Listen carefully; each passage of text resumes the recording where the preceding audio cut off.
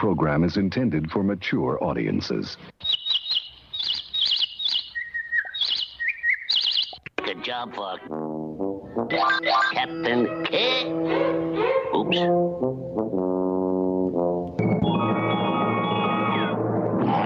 Captain Caveman!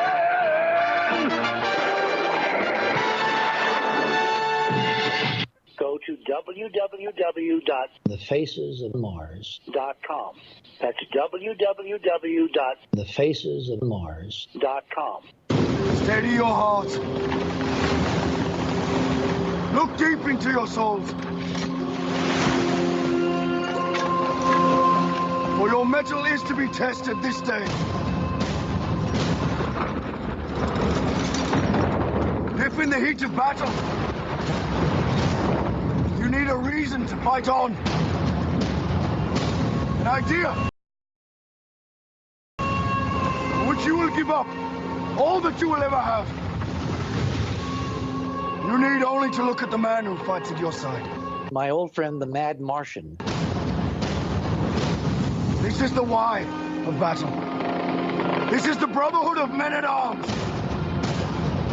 An unbreakable bond, made stronger by the crucible of combat. You will never be closer than with those who you shed your blood with. For there is no nobler cause than to fight for those who will lay down their life for you. So you fight strong today. You fight for your brothers. Fight for your families. Most of all, you fight for L&M Radio Network.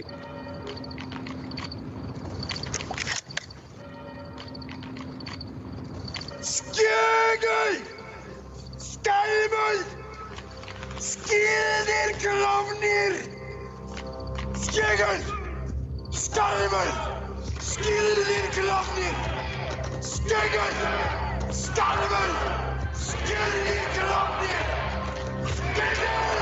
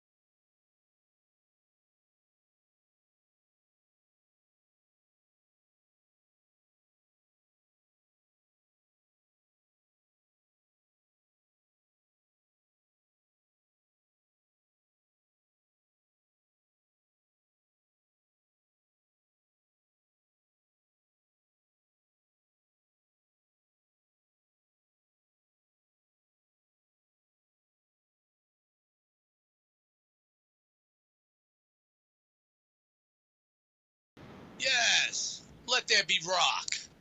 Please. Good evening, boys and girls, ladies and gentlemen, and all you ETs out there on the byteways of the internet, and wherever you're at down through time monitoring this show. I'm Gary Ligier, the Mars Revealer, known also as the Mad Martian, and I would like to welcome you all to the Martian Revelation that is upon you all again now. Welcome to the Bazaar, and today is October 6th of 2018, or the 7th, depending upon your time zone, as this airs through time. And you're listening to the broadcast through www.lnmradionetwork.com, where the shield of LNM is the symbol of the truth and also of your defense for the war which we all fight against the evil dark mission is to bring you the truth one show at a time. And LNM Radio Network is also 100% listener supported. So if you're a listener, please support shows like The Martian Revelation and the many others you would also enjoy listening to through LNM, as it is because of you, the listener, which makes The Martian Revelation possible to even be brought to you all back through time. So please hit the subscribe button on lnmradionetwork.com and please share the link. And also please donate to the network to allow it to continue being here for you, especially to bring you the Martian Revelation. Plus also remember that you'll be protected by the shield of the LNM Radio Network, where the shield of LNM is the standard and the symbol of the truth and light, especially as we fight the war against those evil dark missioners who are all leading you away from the light and manipulating you all instead to help you open your wallets and your pocketbooks to only allow them more power for the dark side to continue to mislead you all and to steer you away from the truth that they themselves not wish to face or even admit to. Is that worth paying for? So therefore, what are you paying for? I mean, just saying. So your listenership and your donation support counts, and it helps us all not only to fight, but to win against those evil dark missioners, as well as to secure a future where we can all literally make the Martian Revelation our reality by changing our fate. So please donate today to LNM Radio Network, and also please to the Martian Revelation. That will help you become part of the Martian militia. Just remember also that if you're listening to this Martian Revelation show again on www.lnmradionetwork.com, then know that you are the resistance. And I would also like to offer the opportunity for you as the listener to add to the flavor of the Martian Revelation by sending me an email at marsrevealer@gmail.com. Again, that's marsrevealer@gmail.com. I would like to see what you as the listener have to say. You know, what comments you may have about the show. Do you have any guest requests or topics that you would like to see here on the show? And do you want to have a song request to be played on the show? Maybe even including your own?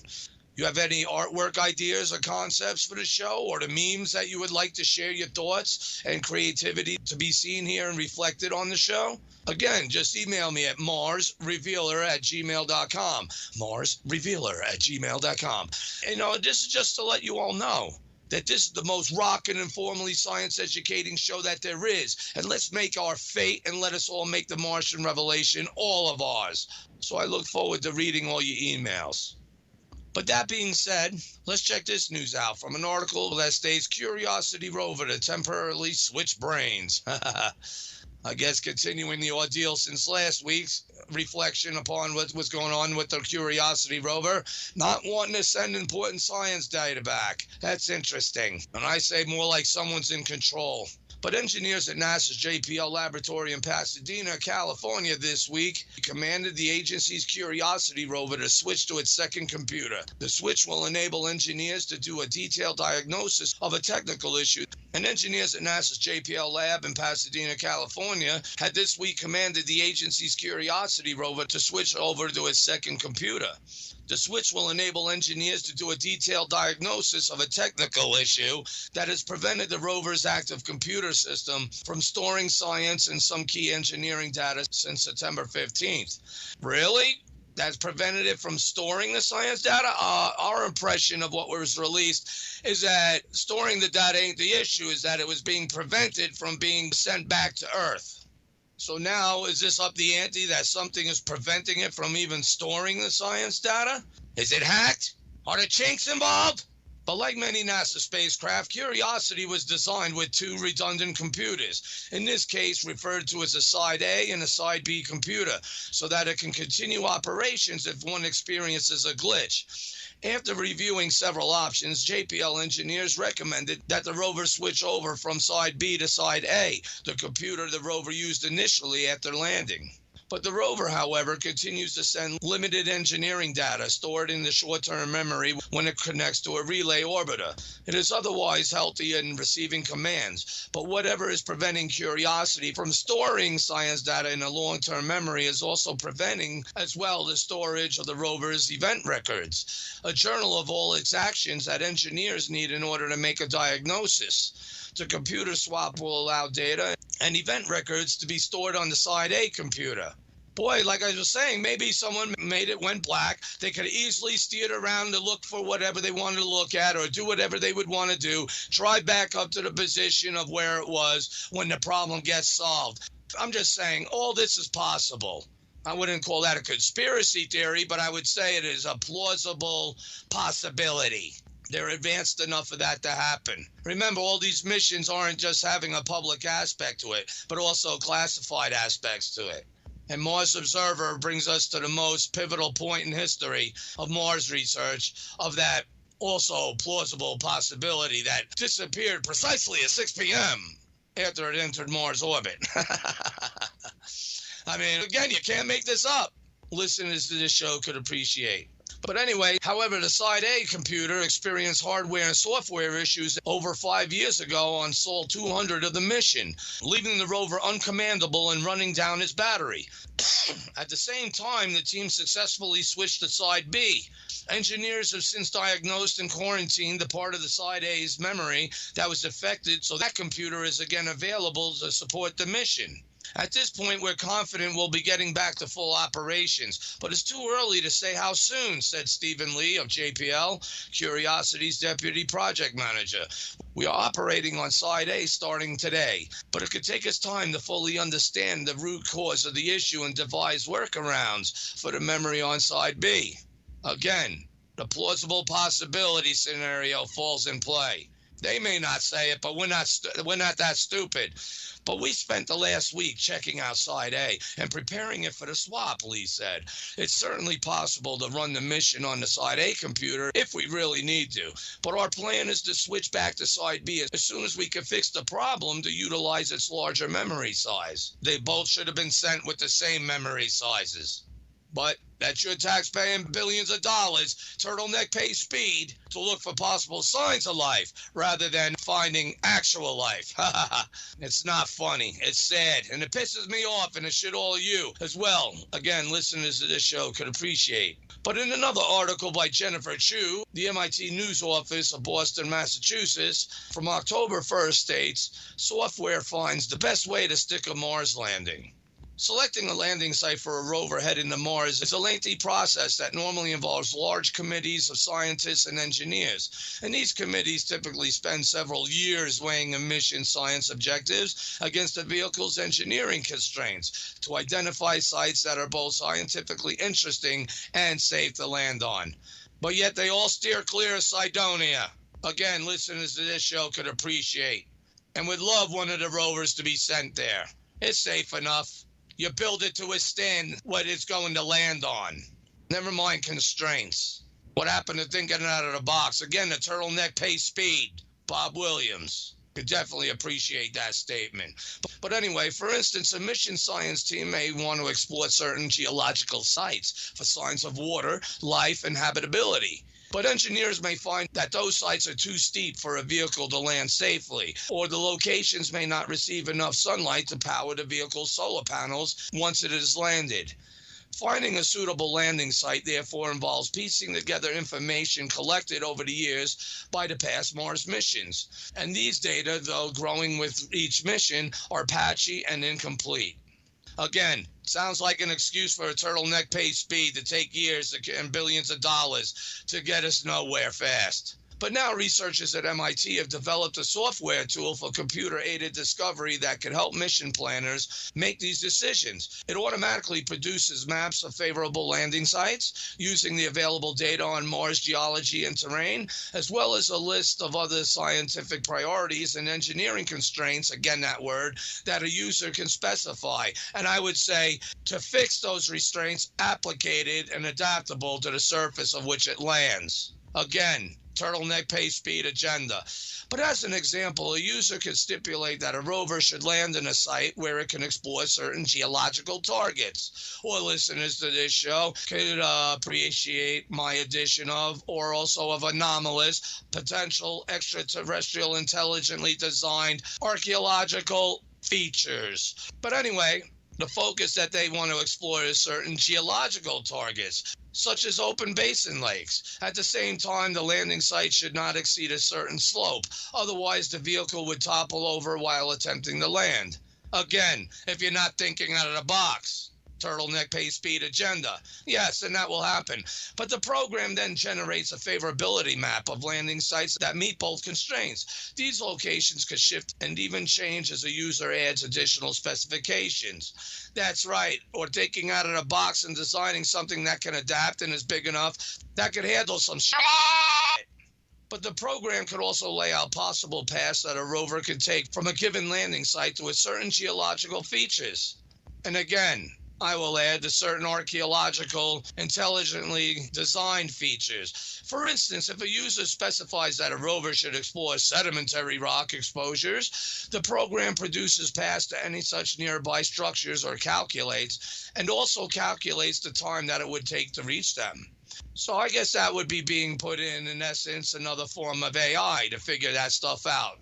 But Victor Pankratias, principal research scientist in MIT's Kavli Institute for Astrophysics and Space Research, says the mission planners can use the program to quickly and efficiently consider different landing and exploratory scenarios.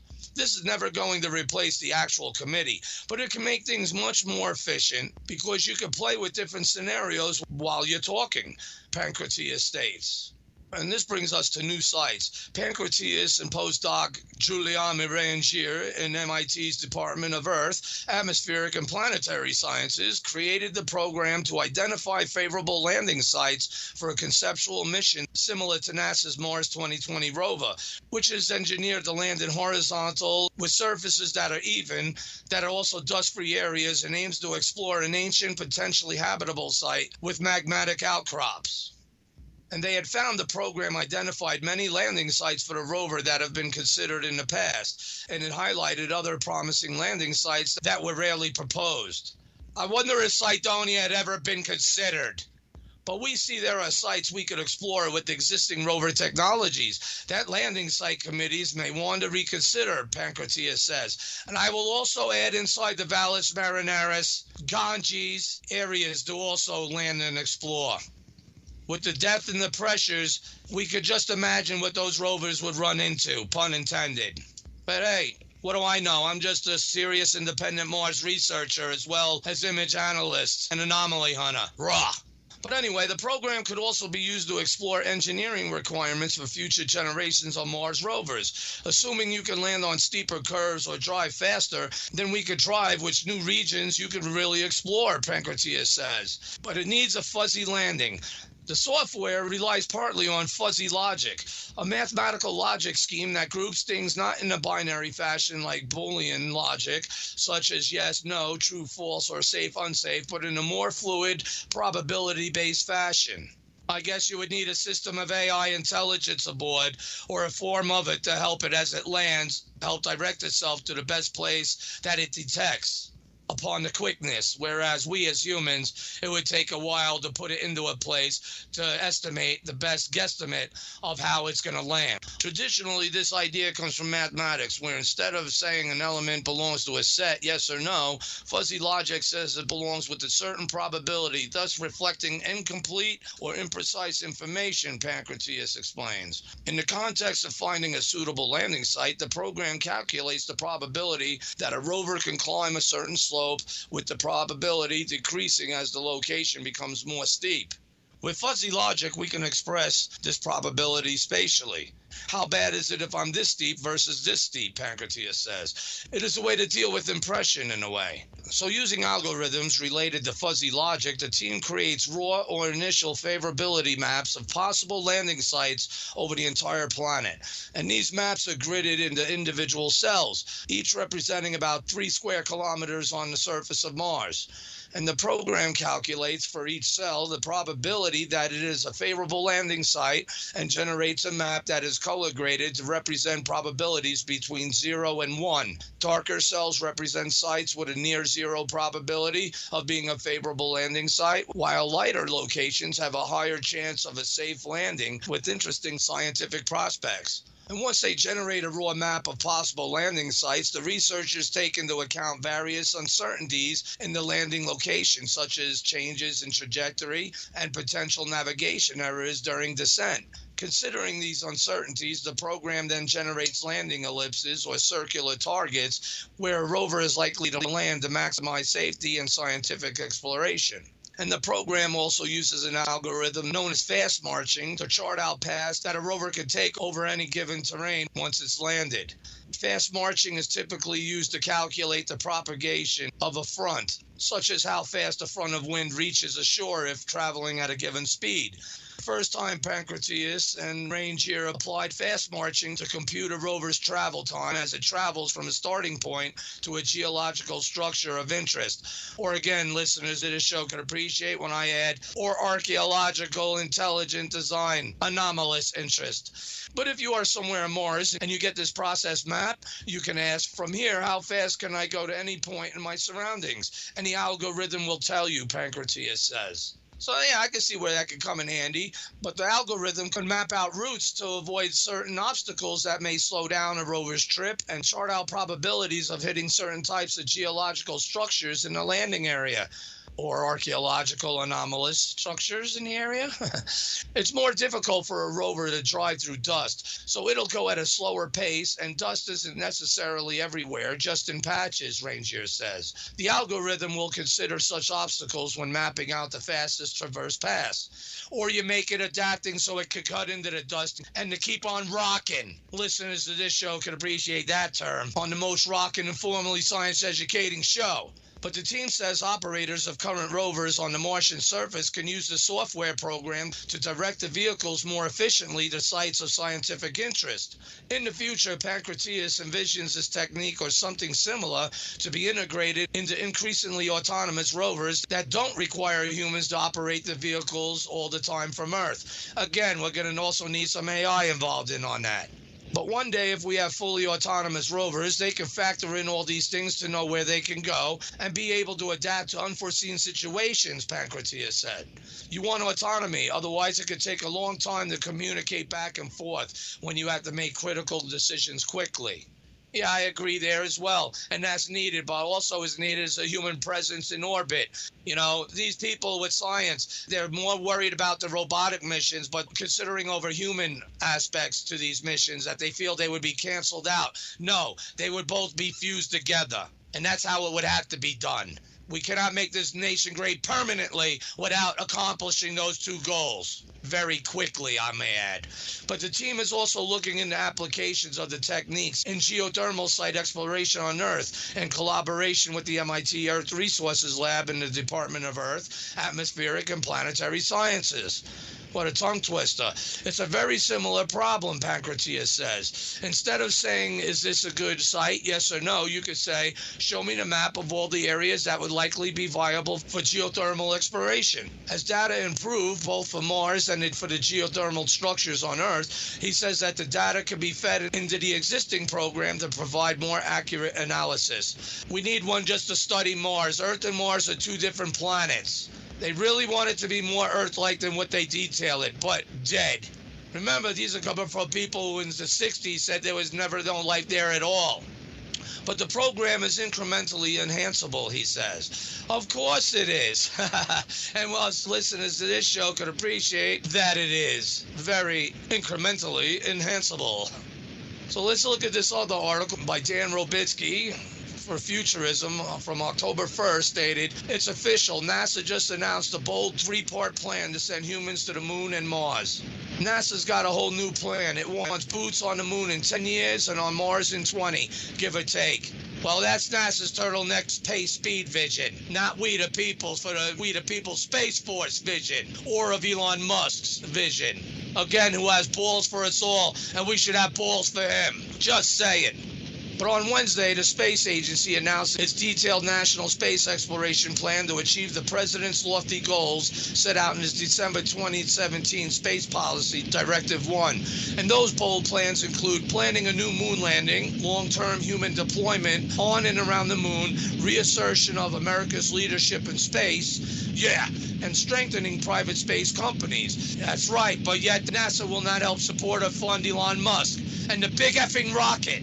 Go figure, thanks to Mr. Mazawa, who has also balls to help with the vision for we the people, someone that doesn't even come from this nation. But it's all to figure out how to get American astronauts to the surface of Mars. There are many unknowns built into the plan, not the least of which is whether or not scientists can figure out a way to keep astronauts safe from the many hazards of space. Well, according to President Trump, they were going to develop another one. So I think that other one that was being hinted and softly disclosed to us there already may have solved some of these issues. We need to start having a releasing of information to build up we the people for this vision of Musk as well as the Space Force and even for NASA's turtleneck pace speed.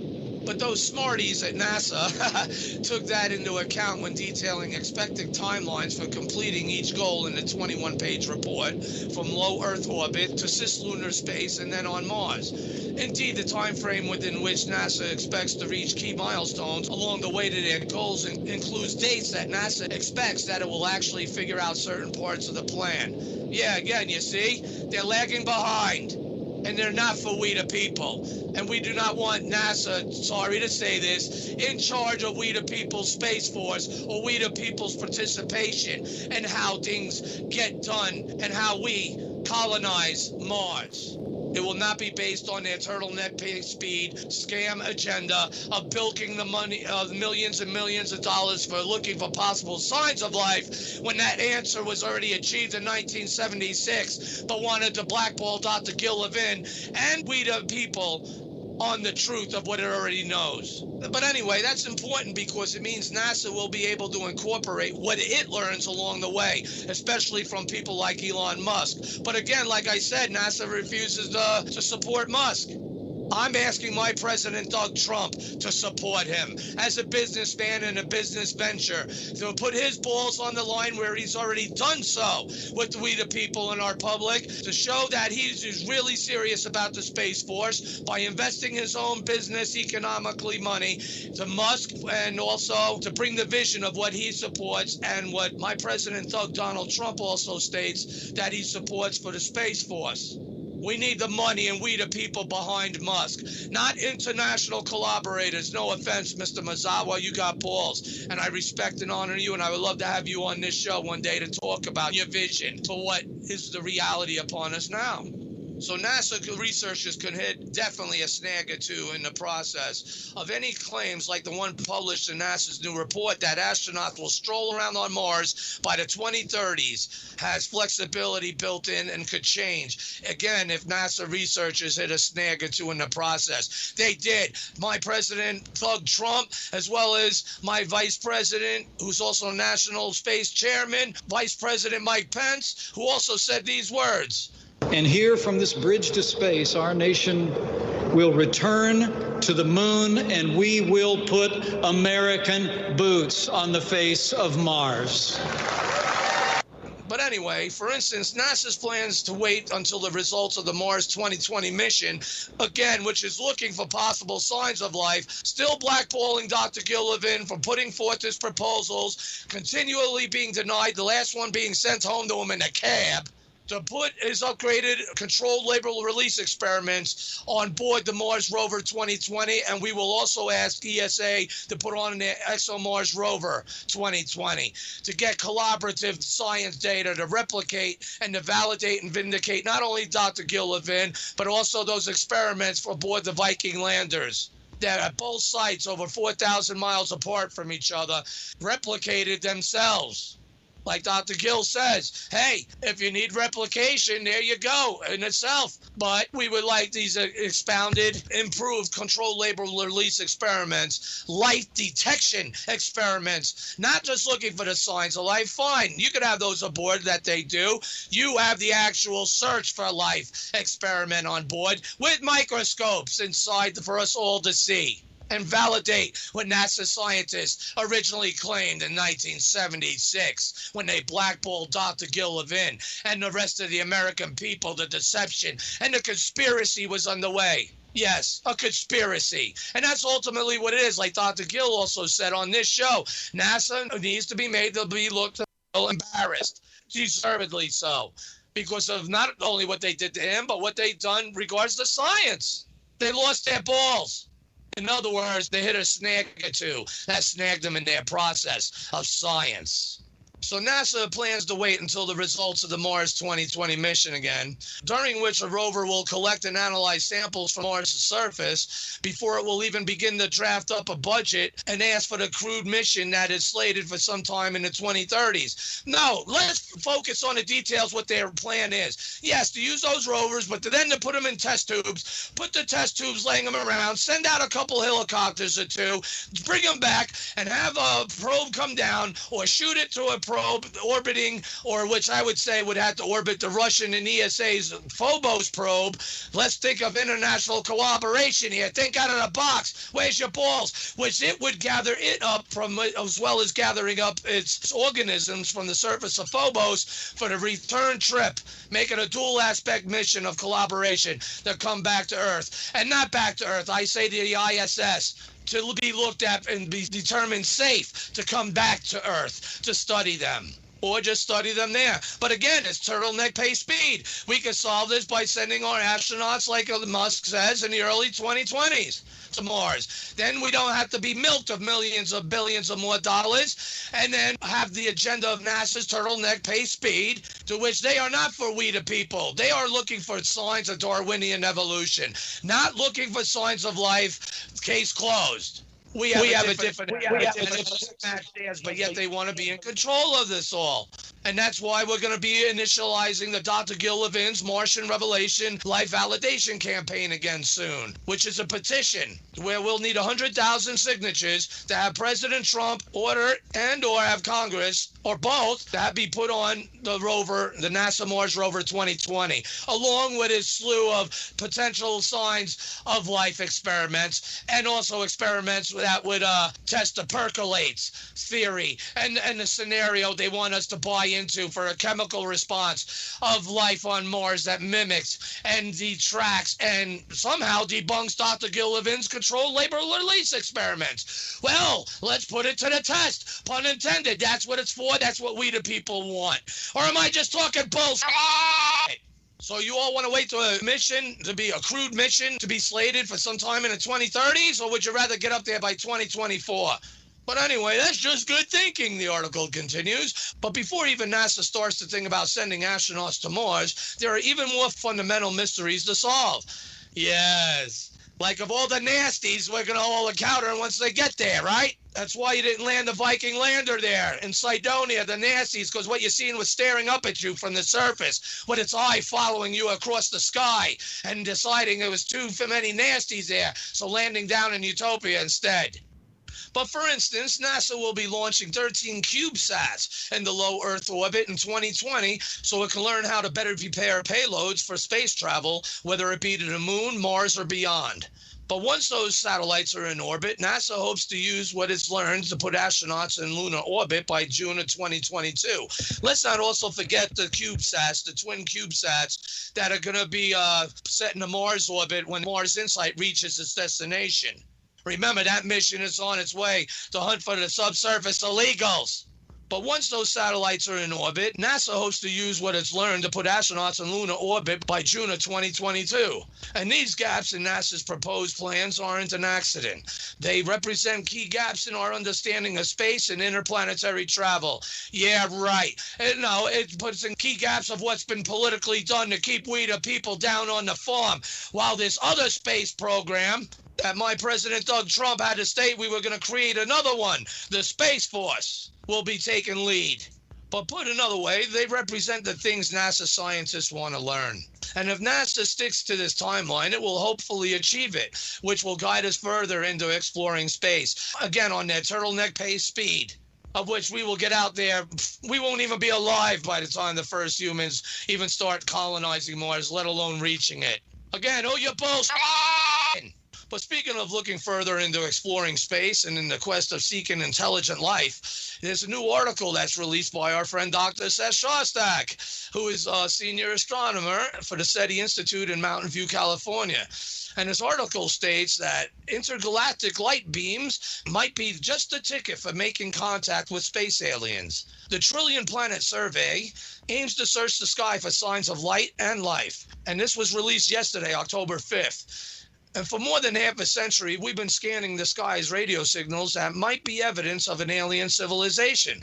Now, physicists at the University of California, Santa Barbara, are trying a different approach, scanning the skies for light beams that are monstrously intense. And it's a promising approach that could uncover aliens that have equipped themselves with the mother of all laser pointers. And that makes sense to me. The idea of using light beams to signal from one world to another isn't new. Even the Victorians considered it.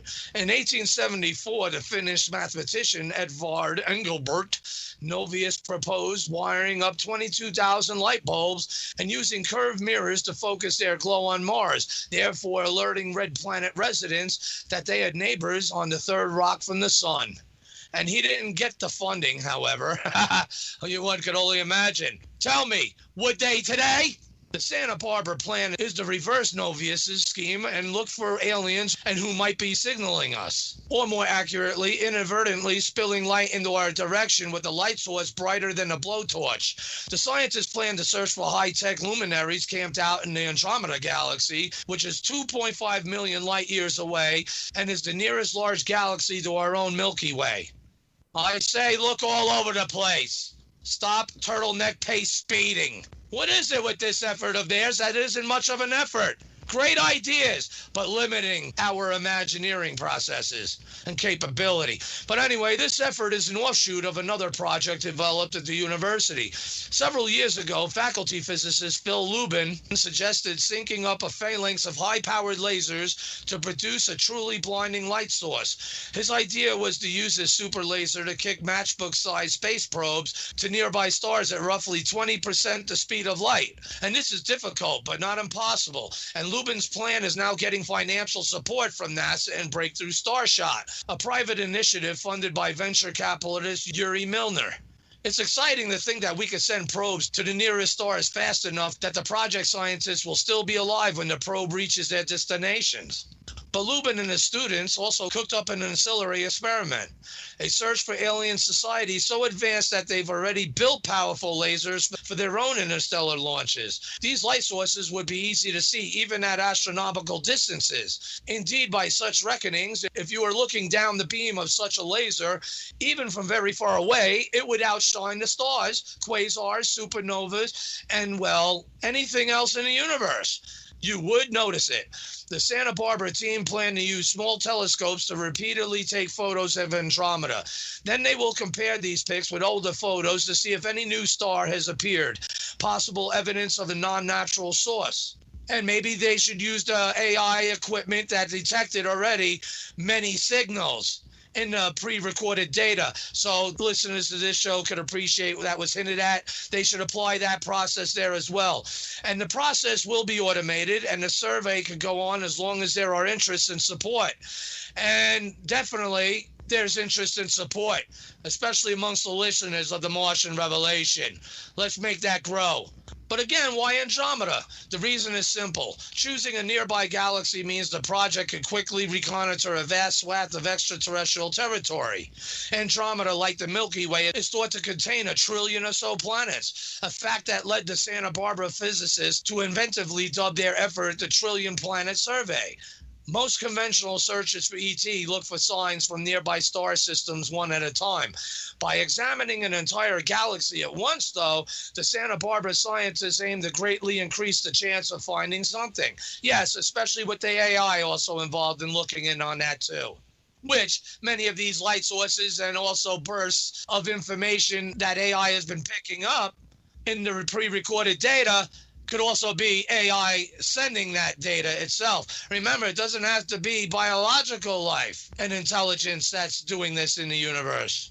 Again, listeners to this show could appreciate of why we're even here back through time doing this show, where only behind the shield of L&M Radio Network. But anyway, there are some worries, though, regards to all this. Even if Andromeda contains a society whose super bright lasers routinely stab the sky, the rotation of their home planet might cause this beam to sweep over the Earth very quickly. If so, it could easily be missed. It's also worth noting that Andromeda, which you could check out yourself with binoculars, has been studied nearly as much as the Bible. And no one has ever seen any puzzling bright lights. And I would like to interject here that myself and many listeners to this show would highly disagree with that assessment. In addition, astronomers hunting for supernovas have surveyed millions of other galaxies with automated telescopes. They've found many exploding stars, but no super lasers.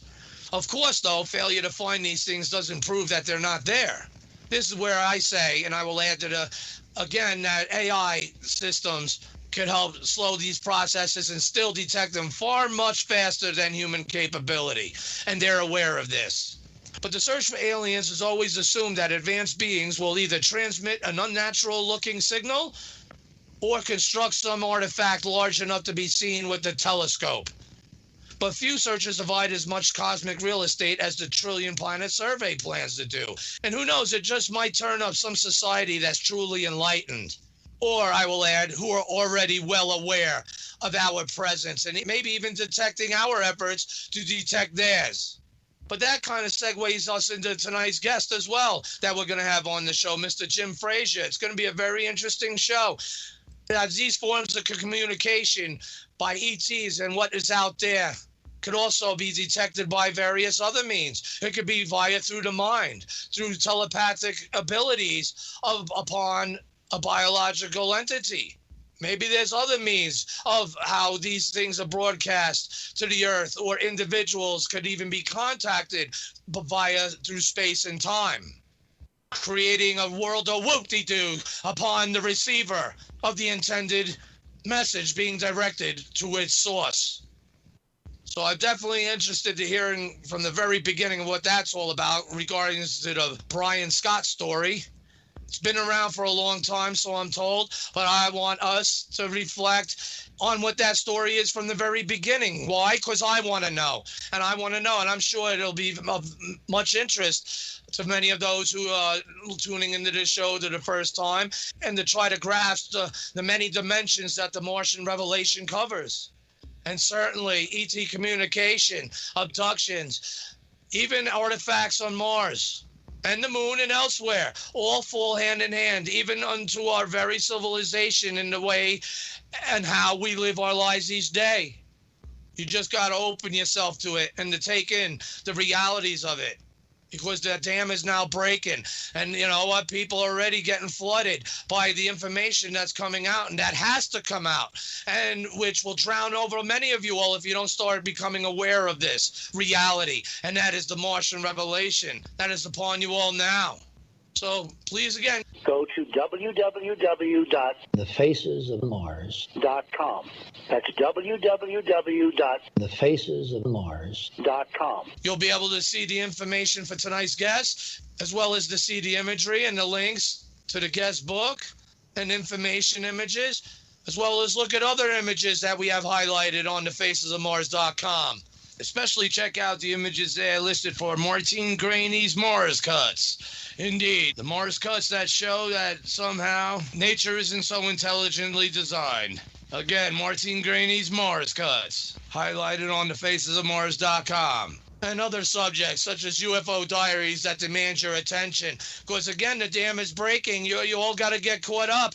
To consider these, you're already being pulled down the stream as this dam is broken, and as the wall gets breaking more, it's going to come out and then flood more and engulf the valley, become much stronger current. So consider this all as sticks to grab onto to save yourself from being inundated and the reality of what the Martian revelation is as it is brought to you all back through time. So you listeners to this show could appreciate, pack them and smoke them, because you're going to need them. I'll be back. Don't run. We are your friends. Hello, my name is Seraphine Hurley, and I'm your new host here on Late Night in the Midlands on Saturdays from 2 o'clock to 4 o'clock, Tripping the Void. Are you going to come on a trip with me? We're going to talk about all kinds of subjects, from cryptozoology to taboos, cultural and otherwise, as well as anything abnormal. So I encourage you to come on and take a trip with me. Are you ready? I know that I am.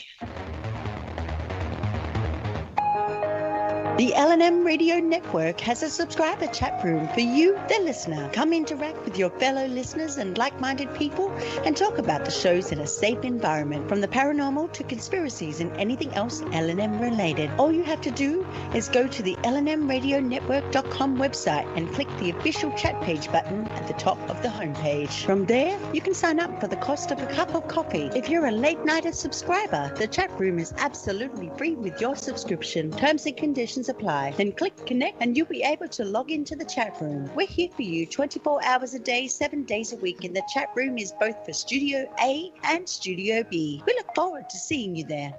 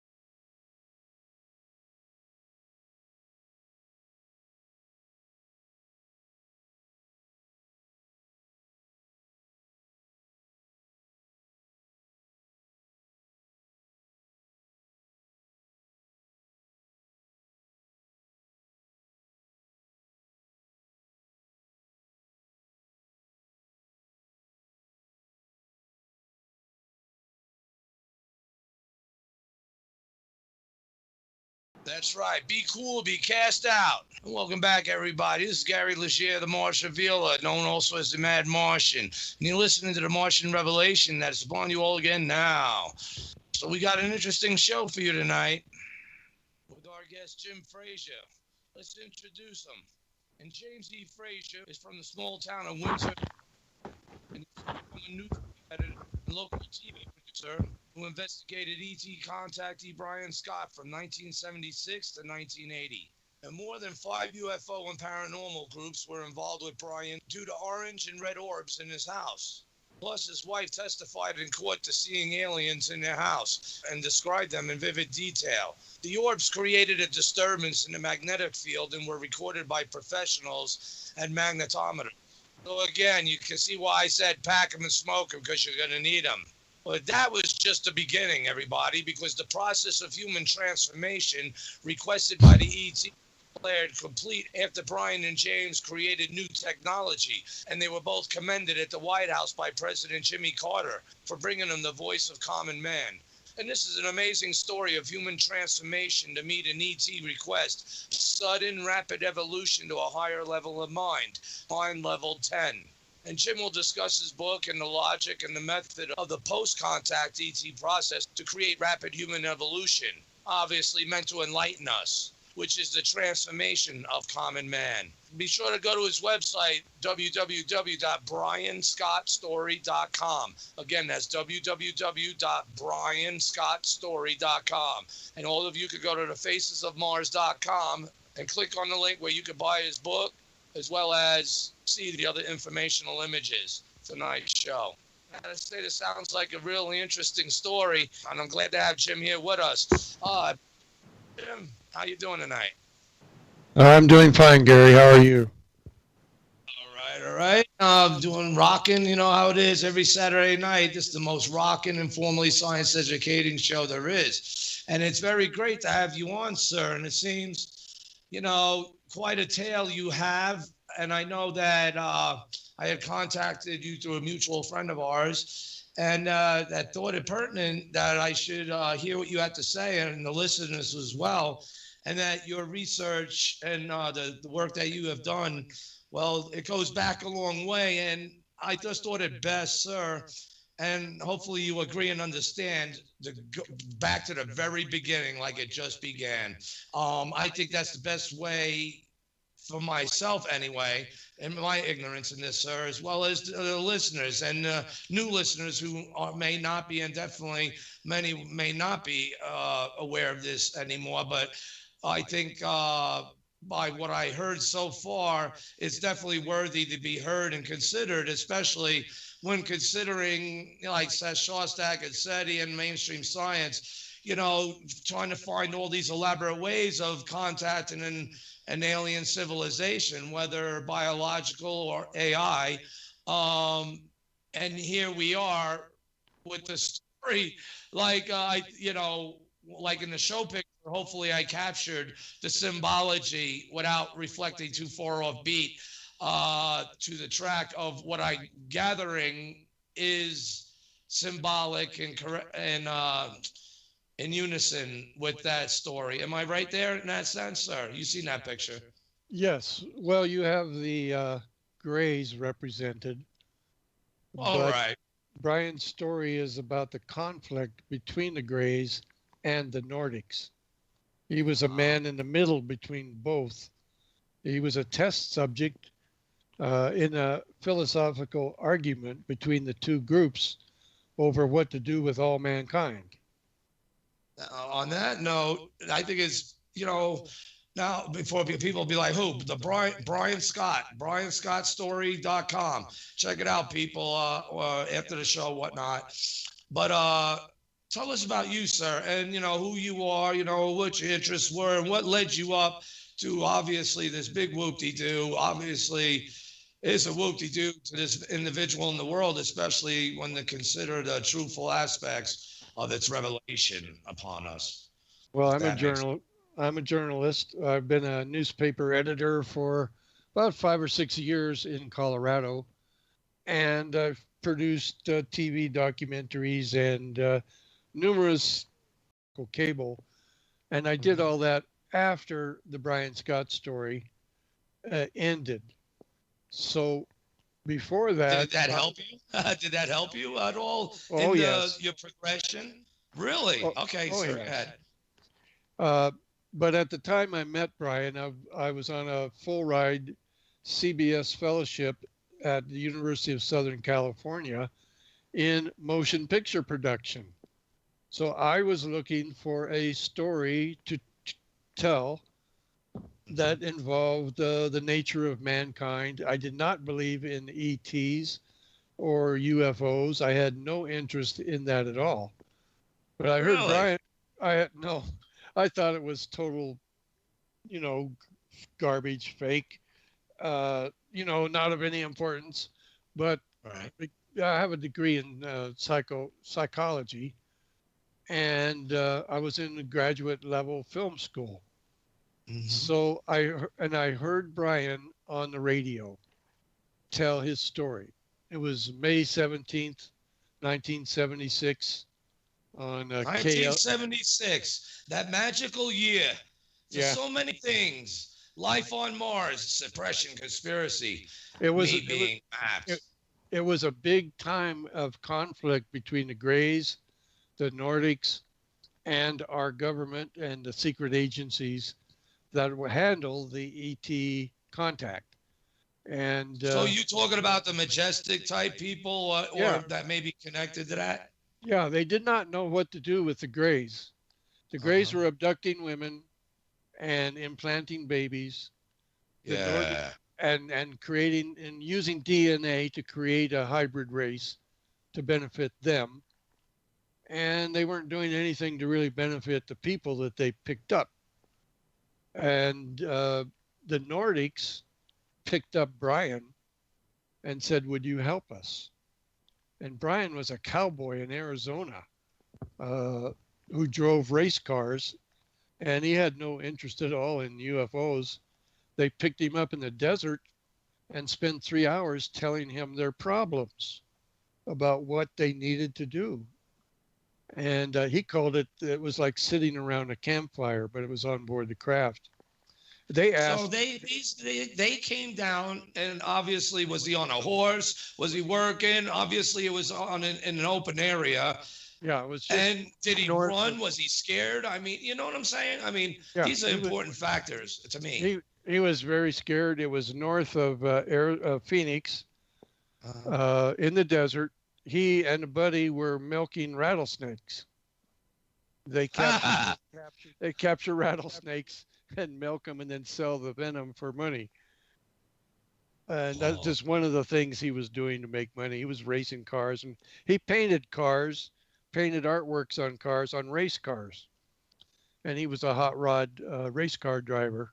He's a real common man. He dropped out of high school, failed in almost every course, and was out there in the desert. A craft came over. They were scared, and they both got picked up. And they kept the other guy. Brian said they covered him with white powder, and he was unconscious. Who was with him? I'm sorry, who was with him again? I don't want to say.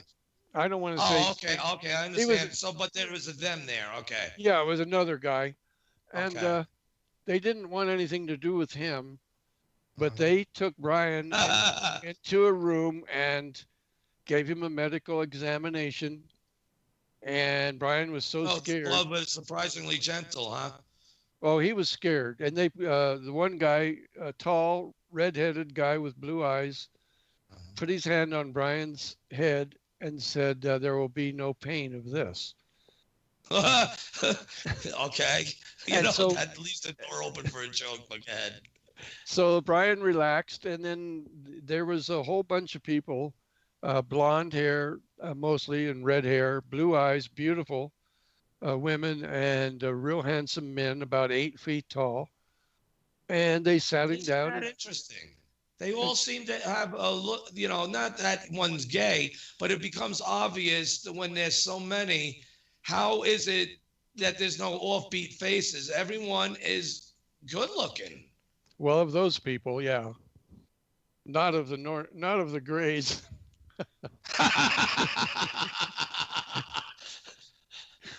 But so they asked him to help, and Brian, being a cowboy, just said, "What the heck? I'm not chicken. What do you want me to do?" Well, hell yeah, especially an opportunity like that. Yeah, yeah. He Okay, said, I'll "Hey, put you some. maybe I'll do something good, you know." Right. So he was up for it, but he had no idea what they were actually talking about. And they said, "We'll get back to you. Just go to school and become a draftsman." And they showed him a whole bunch of Become a draftsman, meaning go to school, become a draftsman, like they were pointing him to somewhere where obviously they knew he would excel.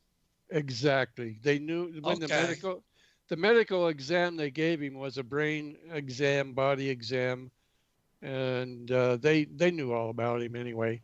So they knew he had this incredible ability of his mind to imagine three-dimensional objects and draw them. So he went to night school in Orange County and became a entry-level draftsman, the guys that make the blueprints. And in those days, it was before computers. So a draftsman had a huge table about 8 feet long, and he'd have a blueprint, and he would draw, how to make something. Like Brian specialized in metal and frames for like business machines or car parts, medic office machines, anything that a company needed to make. Before they made it out of metal, first they needed a blueprint, right? Right. So he would draw the blueprint based on all the design information from the team of engineers. And they were just totally impressed by his ability. And so he became a draftsman for an electronics company in Orange County. And 2 years later, he had another contact. So his life was going on. He was living life. All right. Yeah. Obviously, he didn't get thrown into a rubber room. Everybody, no straight jackets. He just went with the flow. Yeah. Okay. He had the best job he ever had in his life, and he was only like 24 years old. And he met a girl and got married. They rented a house. They had babies. And they had about 2 or 3 years of really good life. He was driving a Ford Pinto station wagon. Oh God, I remember those. I learned on the Gremlin, man, in New York on the Seven Sisters with a stick shift. And you know what? That's how I learned how to drive, going up and down them. And you know what?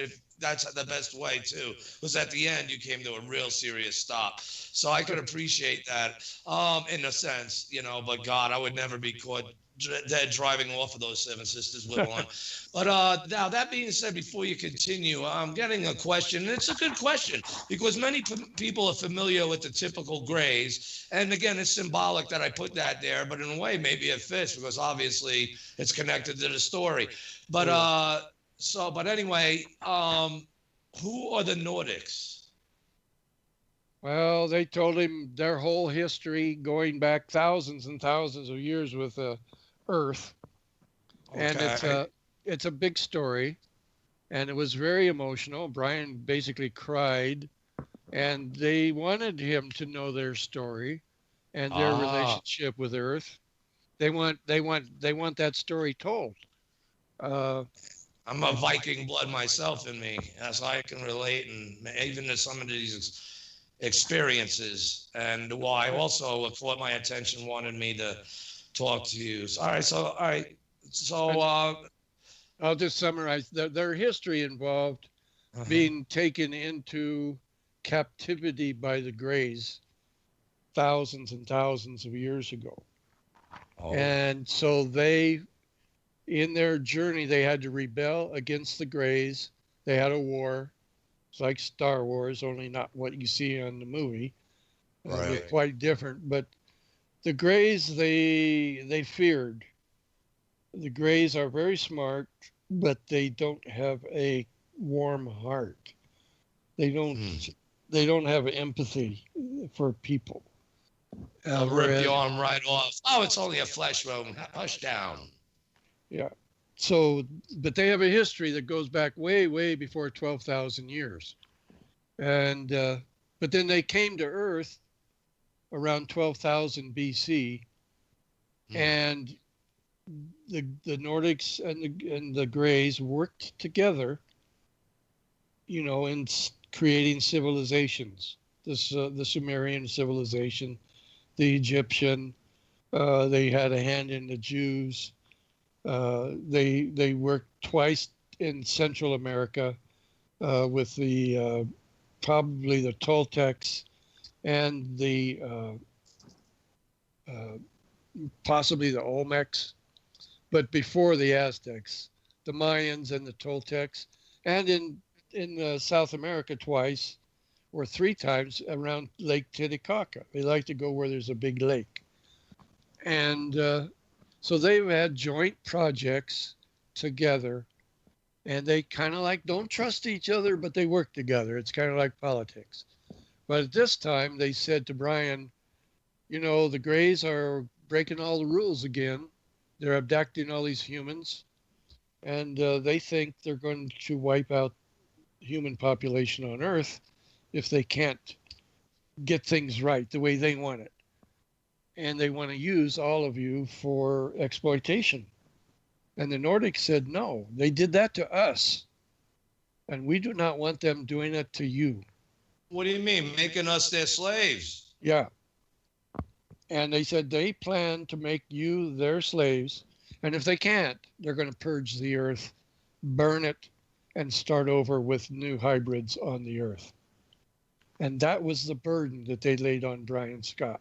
He's 29 years old. They said, you can help us stop this.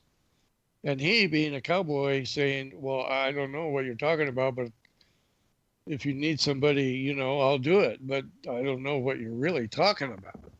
And that was his situation in his first contact.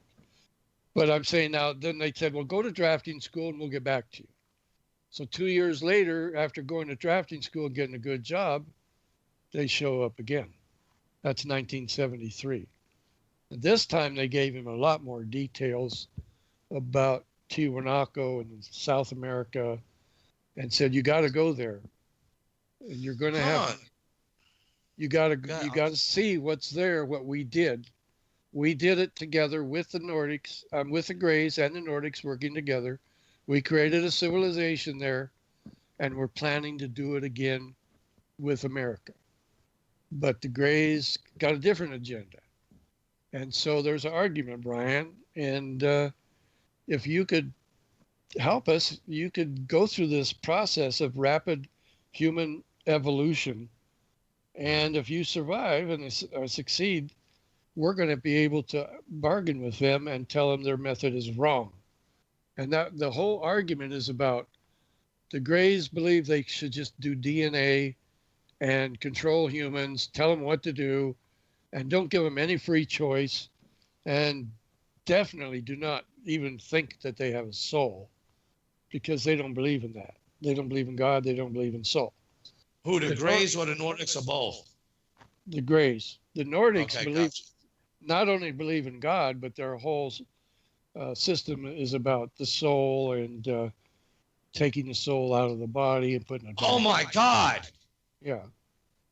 So they would not be religious. They wouldn't support Christianity or Buddhism or anything. But they said, you know, this has got to happen, Brian, or your Earth is going to be purged. So Brian's wife heard about this. This was all coming out in writings. The balls of light would talk. Brian would do drawings. Numerous UFO organizations were in the house every night, all night long, trying to capture a ball of light, trying to capture aliens in the house. It was freaking everybody out. And the Navy Research Laboratory in San Diego came and recorded the orbs in the house and determined they created a low frequency magnetic disturbance. So when they showed up, Brian's TV wouldn't work, the radio had static, and was a 4 cycle per second magnetic disturbance in the magnetic field. So they got a whole bunch of proof. Oh, right. They got a whole bunch of proof Uh-huh. that something was going on. So that's not the story they wanted told. That's what UFO investigators created around Brian, and Brian got wrapped up in it, and his wife got wrapped up in it.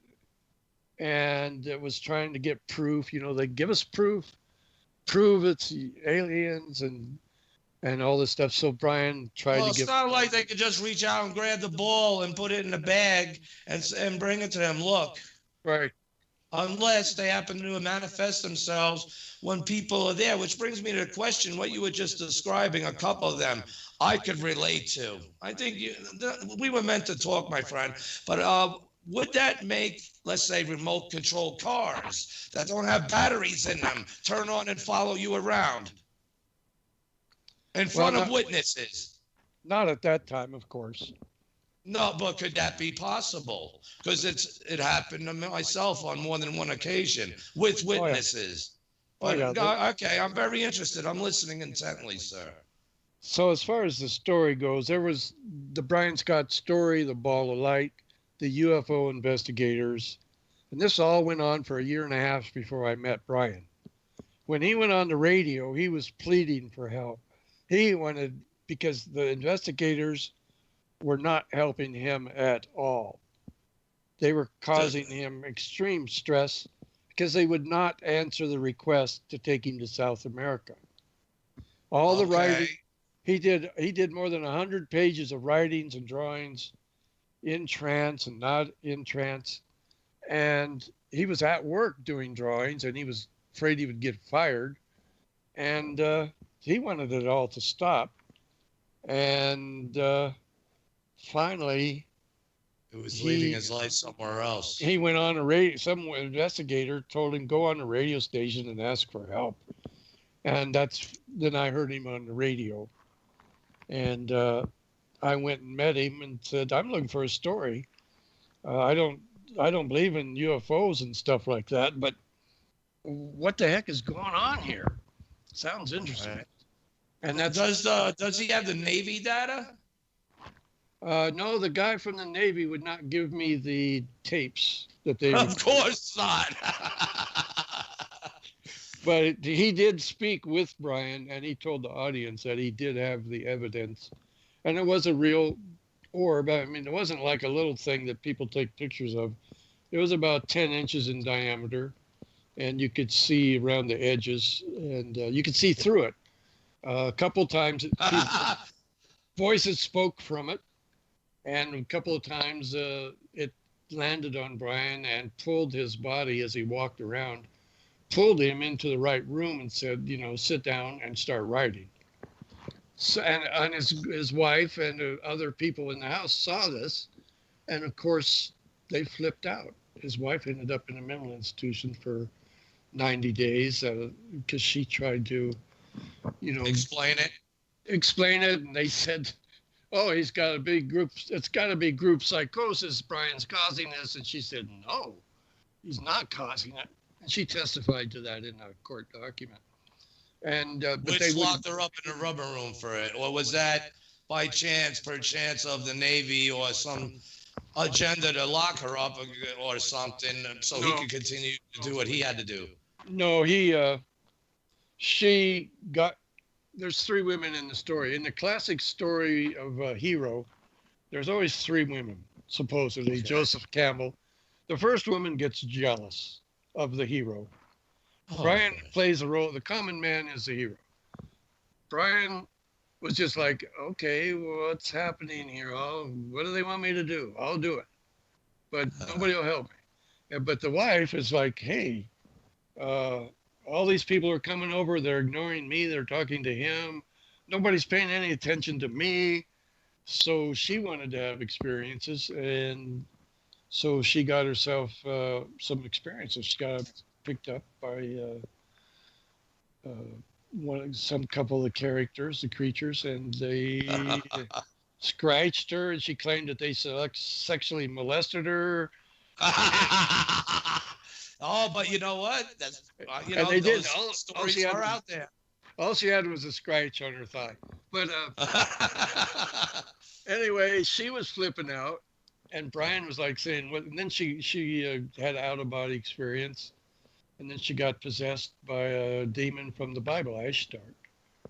And Now that I wouldn't discount. Again, the soul thing, which so far a couple things that you said, and one of them is about the soul and the ability of a technology, I guess, that they're able to use that you realize after you come being slammed back in your body and thinking about it. Now you can relate to when you see scriptures when it talks about souls. You experienced your soul and what that actually is. It's not just a word. It's not a feeling. It's a reality for when you know that's what it must be.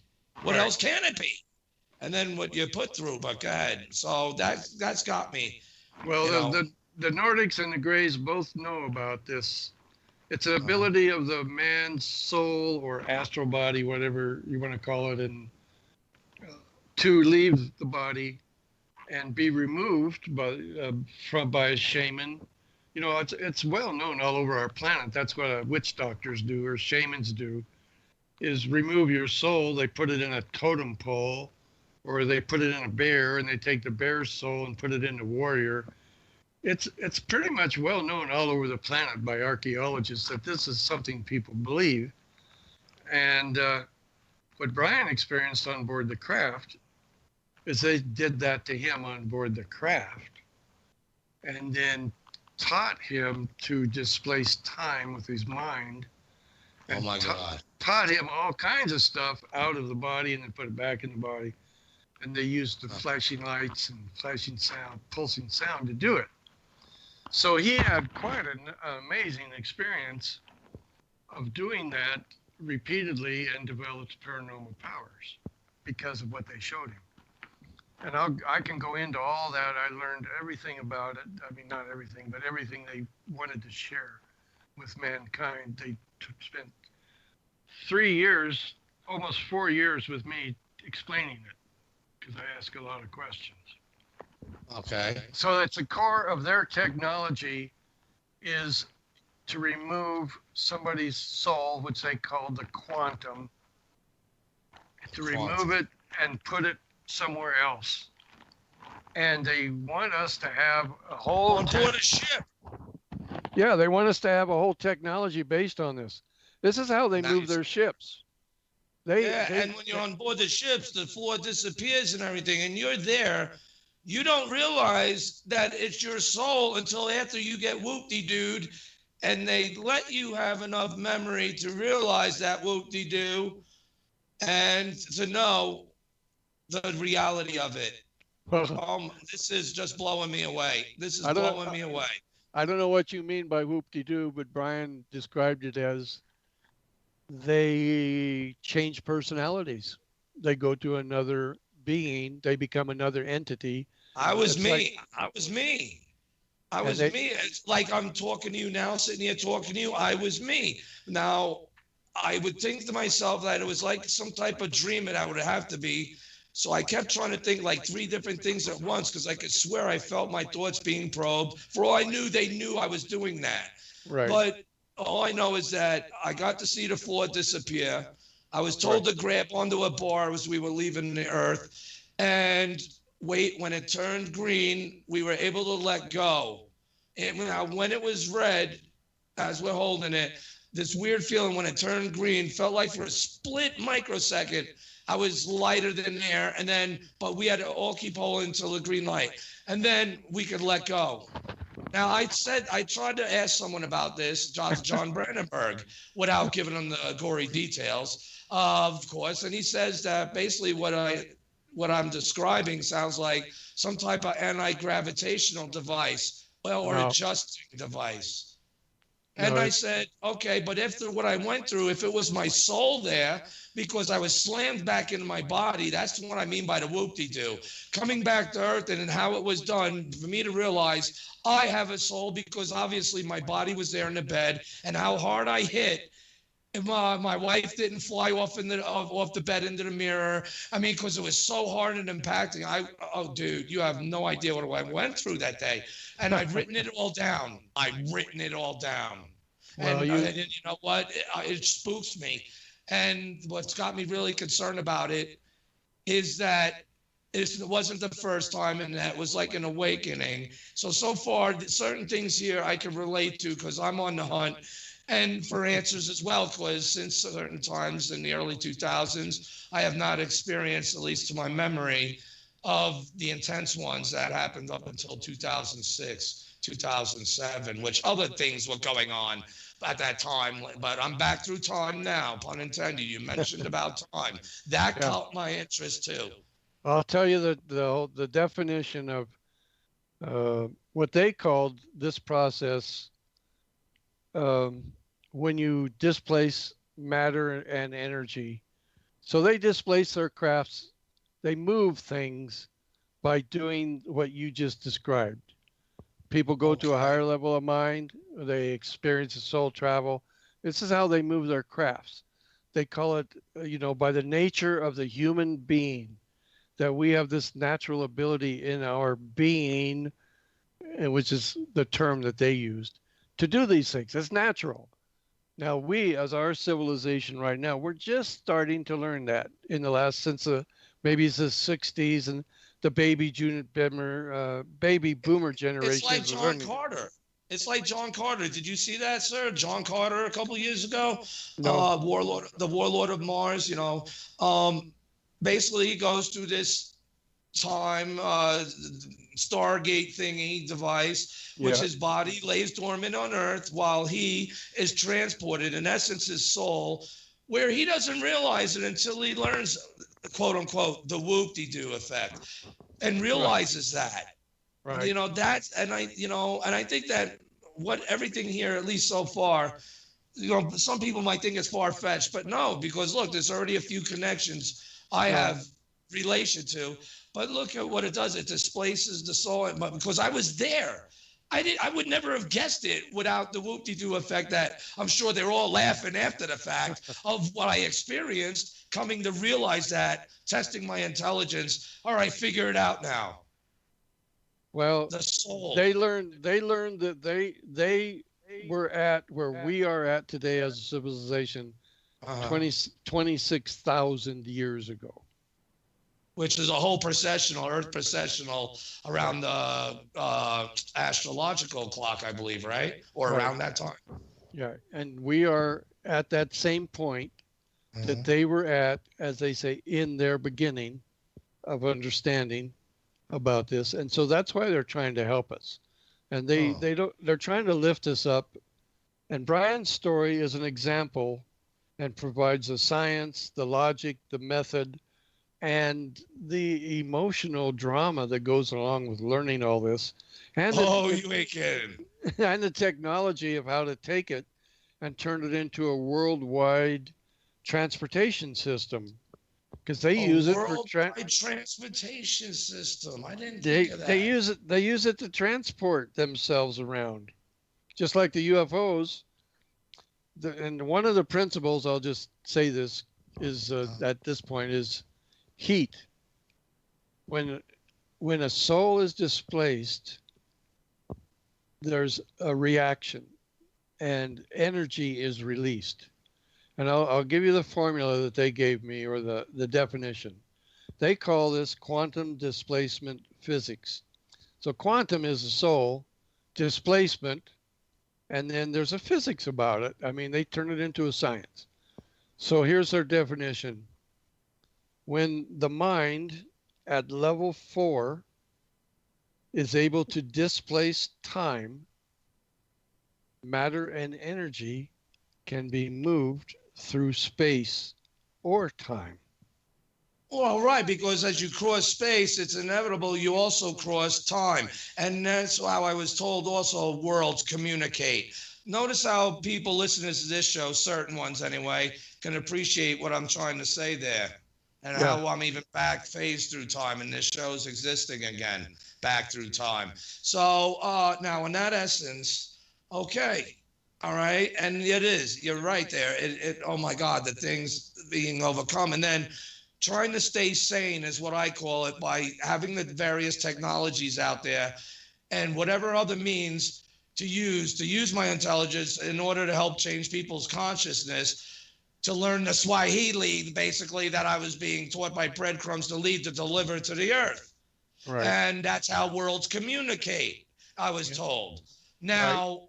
So I'm so far, at least in that regard, not that I'm trying to make me or my case or my story into something here, in light of where I want to learn about more about Mr. Brian Scott and his story, but notice how I'm already connecting things to it. I'm sure other people are too. Oh yeah. But, sorry to detract from you, sir.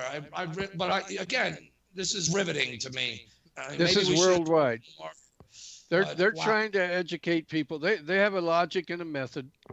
They try to pick one person and one nation and really educate one person and then let it ripple out. And one nation, huh? Right. Well, this is what they talked about when we had to go to South America. Now, the framework is they've done this 9 previous times. Each time on our planet or on elsewhere? On our planet. That makes sense. And each time a civilization is created, a cultural transformation. And they gave the examples, like the Toltec, the Mayan, the Sumerian, and 2 in Tiwanaku.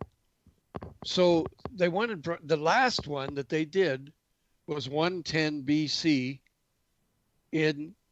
around Lake Titicaca in Peru and Bolivia. That's the Temple of Tiwanaku was their headquarters. And the end result was a huge empire that became the Incan civilization. And so that's what they wanted Brian to see, was to go there and see what carvings and statues and temples and everything that they had built, had the common man build in order to tell the story. So Brian and I eventually took Brian there because no UFO investigators would. And you obviously believed them to some degree to go to that at great expense, or it's not just because you felt sorry for this guy, or was it? No, I was skeptical. Okay. And right. But I read all the documents and I saw that they had tried to provide proof to 2 different UFO investigators, and they each time gave him a ball of fire in the sky, and that were at a latitude and longitude that they gave him.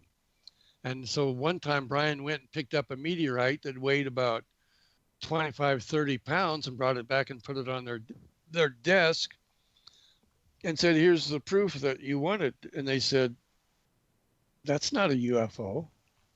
That doesn't." Brian said, "Well, how did I even find a meteorite?"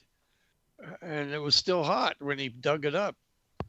He did not even know. Did he tell them before he went to find the meteorite that manifestation and prophecy as it was would come to pass? Yeah, and they didn't believe it. They thought maybe he faked it somehow. I mean, people flip out when things get paranormal.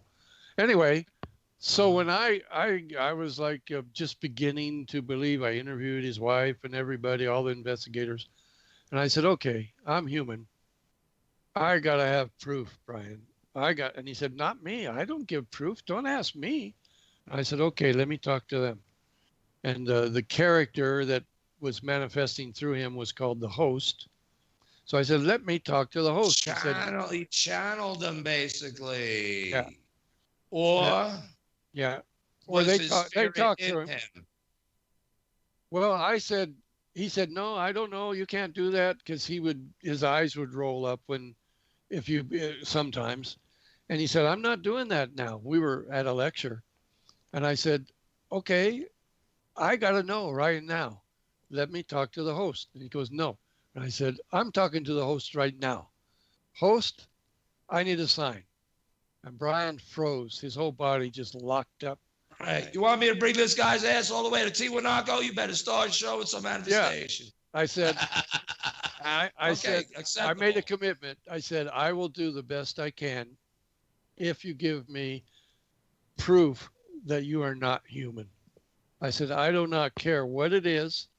Just prove to me that you're not a multiple personality of Brian's, that you're not Brian's mind making this all up, and you're not some demon or something in Brian, that you're something different, really different. And Brian snapped out of it and said, don't get mad at me if nothing happens. I promise you. I do not know. I'm not in charge.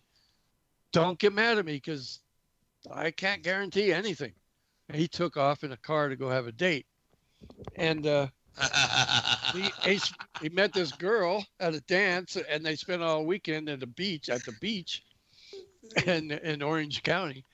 And on Sunday morning, she found a writing that said, for he who asks a sign of this of I, seek this in knowledge of I, and it gave a latitude and longitude. And it said a few other things. Well, Brian called me up and said, it said, and of this, a ball of fire in the sky will come, 1,000 particles of this of I. That's the way they talk. All right. Well, right. Okay. But I can follow it easily. People And, say I talk like that. It's kind of reversed. It sounded like some people said it's old Greek style, because Brian wrote some of his drawings in ancient Greek. And a lot of people analyzed it and said it's a combination of Latin and Greek, and the verbs are backwards from the way we talk. But they all requested he be in this latitude and longitude in South America by sunrise on December 22nd, 1976. That was the goal.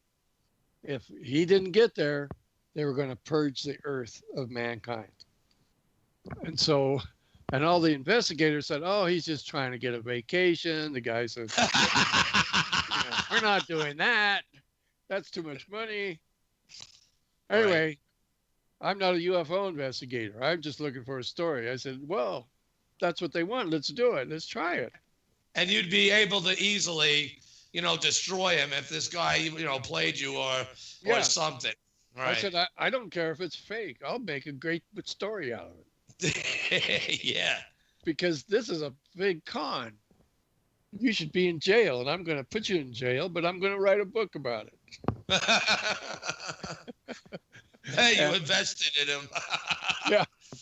But so, to my great surprise, of course, 22 hours after that writing, there was a ball of fire in the sky that soared over San Francisco on August 23rd, 1976, at 11 p.m., witnessed by thousands and thousands and thousands of people because it had a long orange tail of fire, and it had a beautiful green glowing head that was the size of the sun in the middle of the day, and the night lit up like day, and then from this green fireball came white sparks sparkling down, arching all the way to the ground. And it soared eastward over San Francisco, over the Golden Gate Bridge, and hit at the latitude and longitude given to me 22 hours in advance. Wow.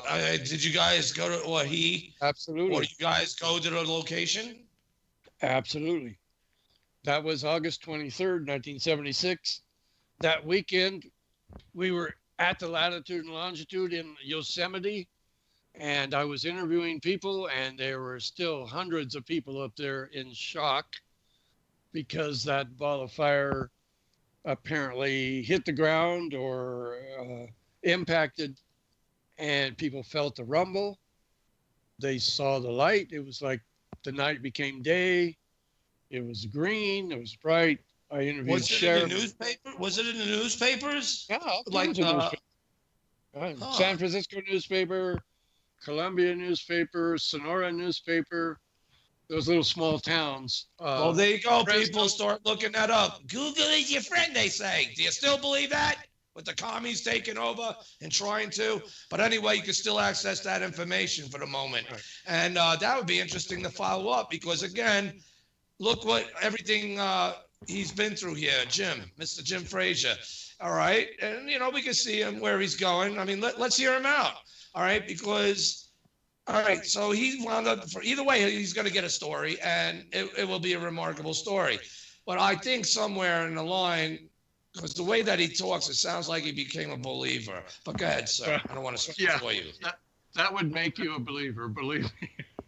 Because when I called radio, Brian called me at like 7:30 in the morning, said, "Hey, you got your sign.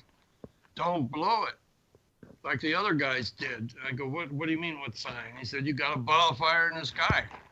I said, "Well, I didn't see anything. What are you talking about?" And he said, "Check with the radio stations. It's all over the radio." So I called the local news radio station in Los Angeles. And I said, he said, "Yeah, there's a meteorite." And I said, "Well, where did it go?" And he goes, "We don't know. It could be Canada, it could be Mexico, but it was big." And I said, "What do you mean? Is there any place it went?" And he goes, "No, there's nothing." I said, "Is there anything on the news?" And he said, let me get it. Oh, and he went and got the teletype and he read it to me. I said, "Please read it." And he said, "A ball of fire in Northern California, and it was sparkling with 1,000 lights." And that was exactly the phrase that was in the writing. And my knees began to shake, and I could not walk without support. And I was all right. I'd be trying to run to that site then, those coordinates, because what a whoop-de-doo that would be. Because it said, "He asked of I a sign given." Right. And I'm saying, so the sign wasn't the crashing an actual place, but the actual vision of it going over those coordinate location. Well, in the writing was from an entity. I asked Brian, the host, I said, "I need proof." Somebody responded to me with a ball of fire in the sky that hit at the latitude and longitude given in advance. Did the entity ever give his name to you? The host. I am the host. Huh. He called himself the host, huh? Yep. Yeah, I wonder if there was a Lord of in front of that. Or maybe that's what they want to imply. My immediate question is it the Christ, the Antichrist, some demon, an angel? The Antichrist, he ain't going to tell you the truth. But it said, "Seek this in knowledge of I." And, but yeah, I was scared. And it's the first time in my life that I could not walk from fear because my legs were shaking so hard. Well, right, because you have to overcome and adapt. Like Brookings, again, the discovering scientists would be the ones that are most affected by the disclosures and the information that breaks their paradigm before the rest of the public has to be acclimated and adapt to it. And in that sense, that's what helps me. That's a very good statement you just said. That's an excellent statement. That's what. Well, I know because I experienced it. I'm living proof. Yeah. And this guy's story, well, there's certain things I can relate to, and I thank our mutual friend for helping set this up because let's put it this way, certain things were noted. But go ahead. So all right. So now you're bewildered. You couldn't walk for a week. You're going through the transition of the whoop-de-doo effect, and knowing that you cannot be put in a rubber room. You got to survive past this. Or then you start considering, are they coming down, blasting me away with ray guns or whatever the case may be? No. But the eye is on you and you know it. Well, and he said, "Seek this in knowledge of I." So the next weekend, Labor Day weekend, 1976, we drove, Brian and I and our girlfriends drove up to Yosemite, which was where the latitude and longitude was, and started asking questions. And as I said, the rangers and the people were still stunned, in shock. and walking around in daze because that thing came down and thousands of people saw it and were affected by it. So I interviewed people on camera. I have the interviews and interviewed a couple of sheriffs, and people saw it split into part. And then we went to it was called a pack station, a Cherry Creek pack station near Cherry Creek Reservoir. There was a family living there in a log cabin that rented out horses. And that was the closest we could get to the latitude and longitude because the rangers helped us plot a map and find the latitude and longitude. And there was an astronomer up there searching it out. And it was a big deal. Everybody was talking about it. Anyway, so we went to that cabin with the pack station. They had a bunch of horses. They had seen the ball of fire come down over the ridge just a couple miles from their house, from their cabin. And they were all. So you're getting multiple confirmations of witnesses, adding to your whoop-de-doo effect all the more that you're not crazy. And okay, you're following up. Okay, I get it. So we rented the horses, ended up trying to get to the latitude and longitude. So there's Brian and I on horseback with a bunch of cowboys and wranglers and their wife and kids. They're all going up we're going up this mountain to try to get to the latitude and longitude. And we get up there like we're above 8,000 feet, 9,000 feet. Wow. And we start hearing beeps like whoop, whoop, whoop, whoop, right over Brian's head.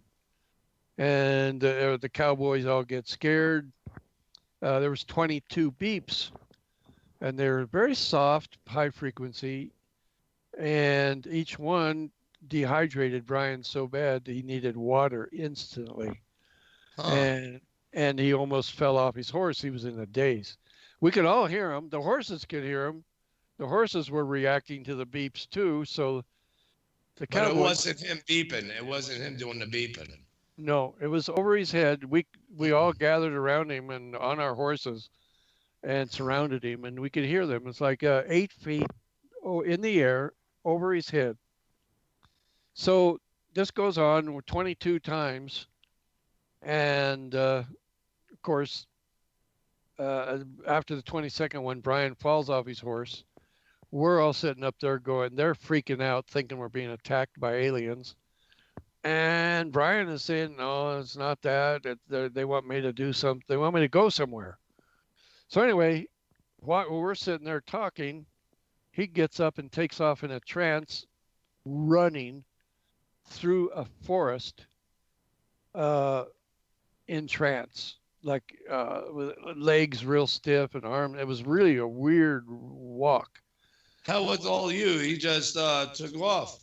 Yeah, and I jumped on my horse and started chasing after him, but he was going faster than I could go because the horse wouldn't go through all the timber of the forest very fast. It was down timber. Brian was literally leaping over logs, and going. It was just amazing. It was paranormal. I couldn't believe it. In the dark at this time, or was that in the sunlight? No, it was in the middle of the day by then. We started out at 5 a.m. By then it was about 2 in the afternoon. Anyway, so I'm going, where are you going? We were within 2 miles of the latitude and longitude. And he goes and he stops at a rock. And there's moss over it. He says, this is where they want us, right here. And I catch up to him. And I said, what is this? And he goes, look at the rock. There's a symbol on it. And I could see an ancient carving of a circle with the infinity symbol inside of it.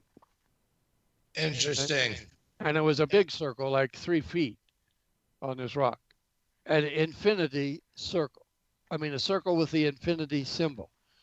And now is that the spiral thing symbol, or which one's the infinity symbol? Well, it's like an 8 on its side. Ah, okay, gotcha. So they said, okay, this is our zone. We're safe here. The Nordics, the Greys cannot hurt us. We control this zone, and it was right near San Francisco's water supply. San Francisco has a couple of big lakes up there that they get their water from.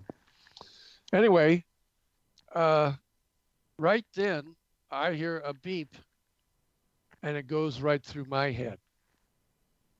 It was just right like through your head, meaning you heard it in your head, not your ears. And I felt it.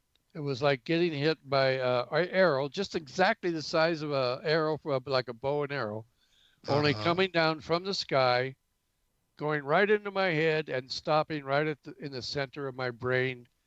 Right, I figured, because I have a That hurts. I did that when I was a kid. I was stupid, shooting things straight up in the air. The problem is, when I shot it up in the air, it wasn't coming back down. I ran around in like a spiral looking for it, and then I stopped, and then I put my head down, called my buddy, and then wham, right in the center of my skull. Oh, dude, it wasn't funny, all the blood. But I can relate because that was an arrow, and it hurts. It's heavy.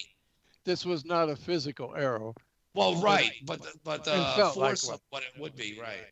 And instantly, my whole body went bone dry. I mean, drier than anything ever in my life. Like it did to Brian falling off the horse. Just like Brian. He had got 22 of them. I got one.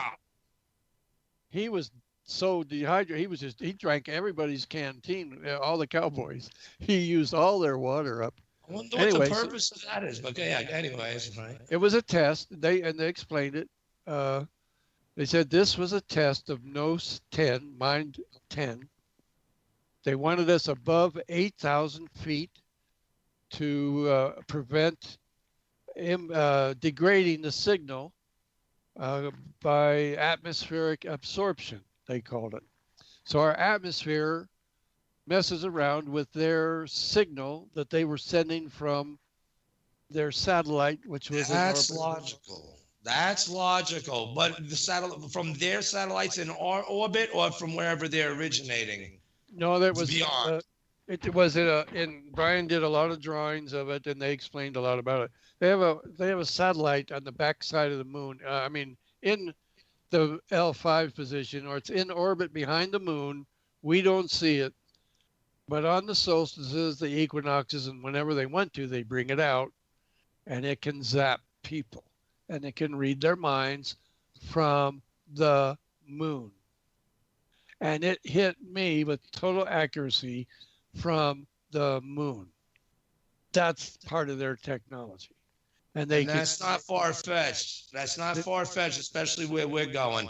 Now, I think on that note, we should keep it right there. Again, pack them and smoke them because you're going to need them. I sure do. But you know what? I'm finding this very interesting.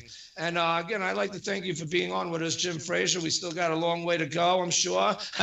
And thank you for your patience and understanding in that for all of us, sir. And we're going to go to a break real quick. Please mute your mic. And we should be back in, I don't know, about 5 minutes or so. All right. All right. So I'll talk to you soon. And continue rocking, everybody. Again, pack them and smoke them. Told you you're going to need them. I'll be back. Don't run. We are your friends.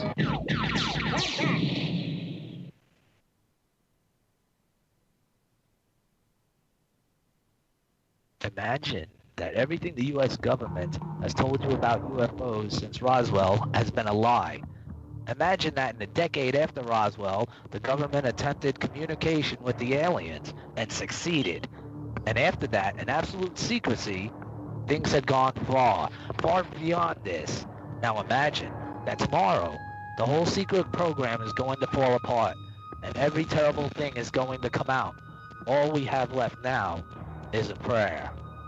Morning Star Pass, the collapse of the UFO cover-up, a fictional but unflinching and terrifying look inside the UFO cover-up, the secret government that supports it, and the world of the aliens themselves, and then how the whole secret kingdom ends. Morning Star Pass, a book that pulls no punches and does not sheath the sword unblooded. Morning Star Pass, plunging boldly where no other book has ventured, captures the whole wondrous nightmare that the UFO experience has become, from bizarre experiments performed on helpless abductees, to horrifying mutilations, to beyond, to the world of secret government supported by its own secret police, to the aliens in their secret bases, and finally to the beckoning stars themselves. The book does this by placing the cover-up, humanity, and the Earth in a real cosmos where humanity and its passions are a part of the universe, not an aberration on it. Then comes the fall of the cover-up.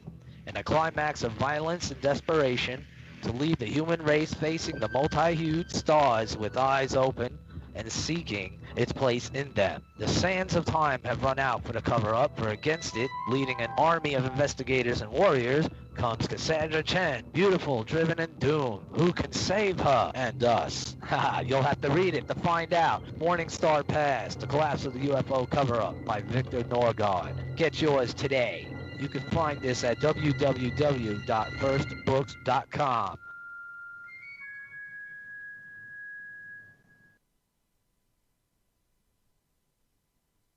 The L&M Radio Network is the #1 network in the land. That's a big statement. Yes, it is. We have the best host with the best guests and the best information. I agree with that. As you should. L&M is surrounded by some of the top names in the business. Of course. And now you can take advantage by advertising on our station and or shows, or just sponsoring a specific show. Really? So go to our website, www.lnmradionetwork.com, and see for yourself what we have to offer. And then contact us at sales@lnmradionetwork.com, or see our contact info on our website, www.lnmradionetwork.com.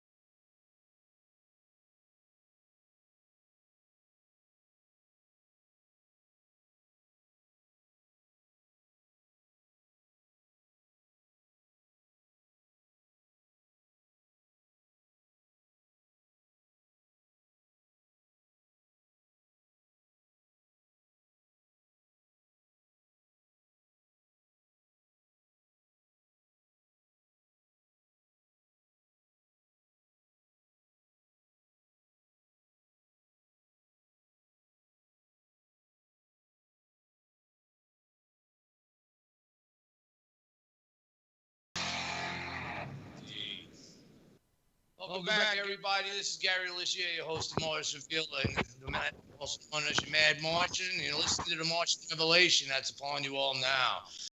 Adrenaline. And according to the story of where we left off, you with Mr. Jim Frazier, you know, I think he wanted you more like feed him some water at that point, right? I mean, damn. But I'll tell you what, guys. For those of you who listen to this show and want to continue listening to this show, let's say you missed this show, and you know you can always access the archives, and starting as of Monday, and you'll be able to access them. But you know what? It'll be for pay per play on status until. Well, let's just say, you know, it'll help support the show because, again, that'll help put your boots as well as mine on the face of Mars, which is the goal of why we're here back through time anyway. And, again, looking at our guest, Mr. Jim Frazier, again, of www.brianscottstory.com. Check it out. It's quite a story. And wasn't I right, everybody? You're going to need them. And you live in Colorado. You know what I'm saying, Jim, there, right? Good indeed. So, okay. So now where we left off, you guys were at the top of this mountain. Oh, go to www.thefacesofmars.com.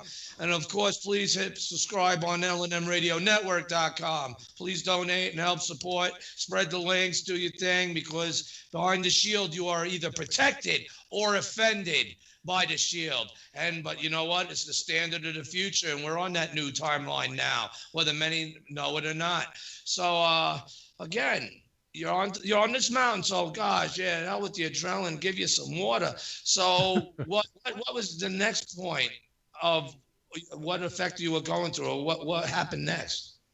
Well, at this point, I'm trying to figure out their logic, their method, and what the heck they're really trying to do, because they explain stuff, but not completely. As long as they don't tell you to jump off that cliff there that you're at, right? No, they kept saying, you know, you got to get to South America, got to get Brian to South America. And the whole point of being above 8,000 feet was so they could send a signal. Right. And the next, that makes sense. And I got zapped, so I knew what Brian was experiencing. And they said, now you two are like brothers. You're united as one. And he's Elijah. You're Elisha now. Yeah. Symbolically. Go ahead. And they said thank you for the first time. And the voice that was speaking through Brian changed from being like a computer to being like a human. And the first time, the only word in the first words it said were thank you. And that came out of Brian's mouth on behalf of the one speaking, the host, as it was, right? His name is. And he was saying he was sounding like a computer. Yeah, before that, the communications were very much like a computer. Like a Cylon. Yeah. Well, Roy Robinson, danger. What do you mean? What was an Atari sound? we had to use a code like and say I'm at mind level 1. I request memory system 1A. Give a code number. And then say Tiki Viracocha, which we had no idea what that meant at that time. I wonder if it's saying that. I wonder if it was the actual satellite that you say is on the backside of the moon, but out there, or orbiting positioned. But at certain times it can hit directly somewhere, like you, on Earth. I wonder if it's the machine doing it, because why would it be wanting to speak in some type of computer-like code? You're not a computer. The satellite would be. They use the satellite. AI. In the satellite is a computer, and they have had it there for 12,000 years. It records the history of what's happening on the planet Earth. Like Black Knight, or that one that's supposedly above our planet? Yeah, that's just nearby. That's probably space junk. They don't know what that is. But no, this is something Brian drew. Brian drew drawings of its location, position, the code, the internal site parts of it. And part of going to South America was to find the same thing carved on a rock in South America. Now that would be a whoop-de-doo. It was a whoop-de-doo, and that's why I call the I'm planning to take a tour to South America. When we went there, they led us to 13 different temples and explained them to me, and many rock carvings. And they said, we did this before. That's the whole point. Boom. Somehow, did you get transported from the mountain where this mossy rock was to there? No, I skipped ahead, so I'll go back to the rock. Oh, okay. I apologize. Back to the mountain. So we got zapped. I got zapped. They said thank you the next day. And they said, go back home, and you don't need the meteorite. You weren't supposed to find the meteorite. You're here to... You were just to go up there to receive the broadcast in an atmosphere where you would reach it. But now with the chemtrailing, maybe that's what they're also trying to block people. I mean, look, hey, if I could think of it, can't you? Yeah, they were pretty worried about the atmosphere and all their drawings, and talked about even if they transmit mind level 10, by the time it gets to us, it's closer to mind level 8. Whatever a mind level is, and however they can transmit it through the air like a signal, they said it degrades down to 8. Anyway, that was the point of being at a high altitude. And the point in South America, one of the points is flat land is 14,000 feet above sea level. And then you're surrounded by mountains that are 26,000 feet. So they wanted us down there. But like you said, so this happened, and that was Labor Day weekend, 1976. So that's September 4th or so. Over the next few weeks, I had to take Brian above 8,000 feet several times. Several times more before you guys just hauled ass to South America? Yeah. No, Wow. I didn't have money or to take him there. I wasn't 100% committed to, how am I going to do this? Okay, anyway, you're still adapting, trying to, figure all this out. You're still in the whoop-de-doo effect, I think. Yeah, I'd only asked for the sign on August 19th, and the sign came on August 23rd. Let's go. You just grab him by the shoulder, drag his ass up there. Yes. He wanted to, and it was, we wrecked the car. We had to be transported by the highway patrol because this car got wrecked. They weren't breaking your arms, forcing you. It's a free will thing, and you guys were following by your own free will to go where you're being led. Yeah.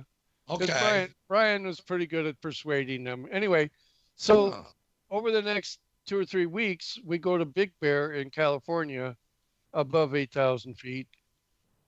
And one of the red-haired, blue-eyed beings meets Brian and gives him a rock.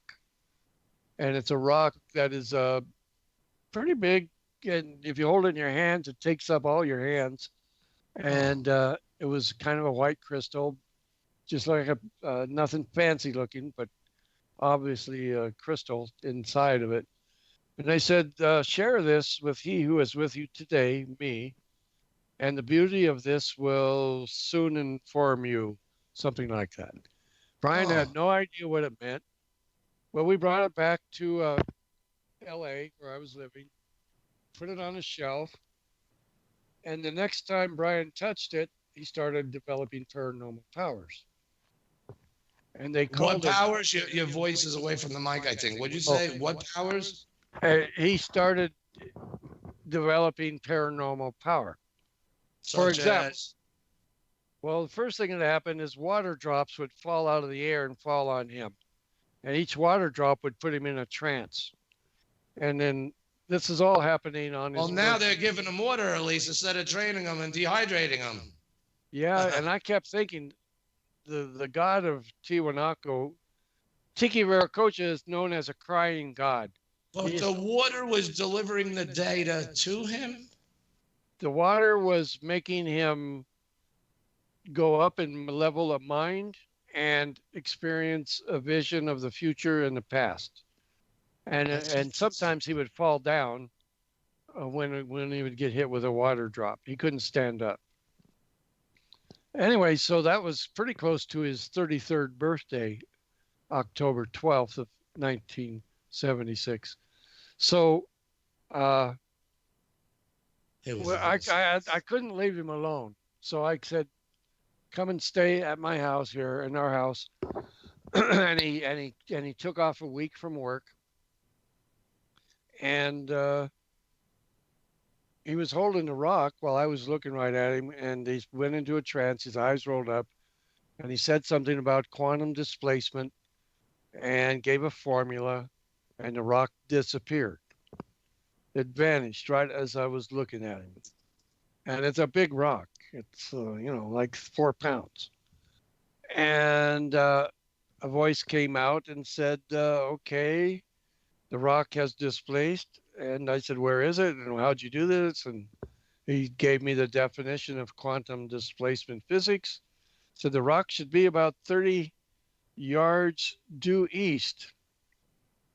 So Brian stayed in the house. I went out of the house, went 30 yards due east into the neighbor's flower garden, found the rock. Brought it back in the house. Brian did it again. He did not know how to do it. He was just like, I don't know what's going on here. But he told you to go outside and find a rock, and he was surprised you did? Well, other voices were speaking through him, and he would black out for a moment and say, no. So more than the host? Yeah, others started speaking. Also. Yeah, others started. Eventually there were 12, but at this point there was just a host and maybe one other one. And Brian did it 2 or 3 times until he said, hey, the last time he said, I watched what they did. I think I can do it myself. And so he mentally did it himself. He made the rock go, and I went and got it and brought it back. And he said, oh my God, this is so much fun. And we were just, he was really happy. And this is his 33rd birthday. Anyway, so his girlfriend comes home. They came home from work and stuff. And we're going to go out for ice cream and celebrate his 33rd birthday. And when they come back, the girlfriend stayed in my bed. They lived in Orange County. we gave him my bed and said, you can stay overnight. Brian cannot leave. He's too messed up. He can't be trusted. He's falling down and blah, blah, blah. Anyway, so I let him sleep in my bed. Well, Brian made the rock disappear while we were all looking right at him. Huh. And then he said, I'll make it come back. And I said, we'll make it come back now. And he goes, no, I got an idea on this. I go, what are you doing? He says, just wait. So the girl goes to bed. And while she's in bed, Brian, from about, 30 feet away across the house, makes the rock appear right in the private spot of her body in bed under the sheets. And she freaks out. Wait. Yeah. That's Brian. He's a joker. What did you wait? Repeat that, please. Wait. All right, the rock disappeared. He said, wait a minute. I'll wait for the right moment. Yeah, he said, I said, where is it this time? Like 30 yards this way, whatever. Because they said, it depends on where you're standing, where it goes and all this. They were trying to explain it. Anyway, Brian says, I got it, man. I'm in control now. And I said, well, okay. And then he said, I'll prove it to you. And his girlfriend said, Brian, you're just a common man. You could not do miracles. The only way you could make that rock go away is if you were Jesus. You're not Jesus. You're a common man. So stop it. Brian held the rock right up in front of her face.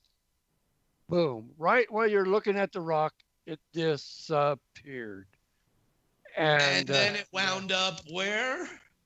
Well, between her legs, in the bed, under the sheets while he's in another room.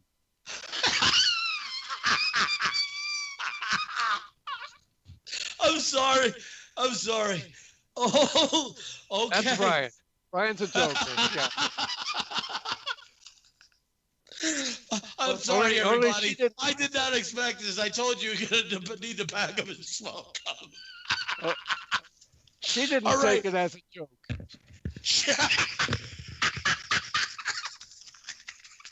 she flipped out. Did you just say she did not take it as a gift? So as a joke or a gift or not anything. He was serious about it. Crap. This is great. Oh my God. Dude, I did not expect this. I'm sorry, everybody. You know, I mean, wow. But hey, it makes them memorable, don't they? These beings have a sense of humor. Okay. You do not want to mess around with these Nordics. I mean, they created Greek drama. They love comedy. That's better than a reach around. They are something. Anyway, so he got mad, threw the rock away. It broke into pieces, and he got in big trouble because he broke the rock. But each piece of the rock. Wait. Why did he throw? He threw it away down. Why was he angry where it wound up? Oh yeah, she called him every name in the book, screamed and hollered at him. So he threw it, or did she throw it? Well, he threw it. She told him to get rid of it, and you know, I didn't hear all the words, but it was intense. Let me tell you, it was talking to his wife while he was downstairs. It was as much screaming as a human female can do. Oh man, I'm sorry to everybody. Oh, but this is incredible. All right, so he wound up breaking it. Yeah. Now, did what happened from there? Was there any disdain on the part of the practical joker? Again, it makes you wonder. You mentioned something earlier about possessions, but go ahead, sir. Well, you know, that whole issue of is this the Antichrist? Is this Christ? That was her trip. You know, she was a Christian, and so she was always thinking, "There's no way this is happening." You know. Brian's a common man. He's not Jesus. No miracles can be done. So it's got to be the Antichrist. And then everybody's saying, no, it's not really that. Brian's saying, that's not what it's about. It's not religious. It's not about that at all. Anyway. It's about an ability and a technology that's obviously manifesting. That's what needs to be considered. Right. It's a culture. What they do is cultural transformations, creating new civilizations. And they're creating a new civilization in America out of the existing people that are here now, the baby boomer generation, basically. They chose to be the transforming generation that will create a world of peace, but at a higher level of mind, that will adopt all this technology, become psycho-cybernetic, be able to have craft like they have, join the Brotherhood of the Stars, and go on for 1,000 years. And this transformation we're going through, they expect it to take 500 years. They said go on for 1,000 years. That was their words? Yeah, and then it would last 1,000 years. That's what we're involved in. That's what everything is about. Yeah. And that's why everybody's involved. And that's why they play the method and the logic and the games that they do. They're not trying to prove that they're here. They're not trying to prove they exist. They're trying to get our minds to rise up one level to mind level 2 and create a mind level 2 civilization like Egypt or something. That's their whole thing. And not a type 2 civilization. We have to work to this point before we can work off even control of 1. Yeah. We're at mind level 1 in their their mythology or their description of us. They're at 10 and we're at 1. And they're trying to get us to get to 2. Gotcha. And by the end of my life, probably our civilization will be at 2. And once we get to 2, they said, you guys will figure out how to get to 10 in no time at all. And because they will have the Brian Scott story.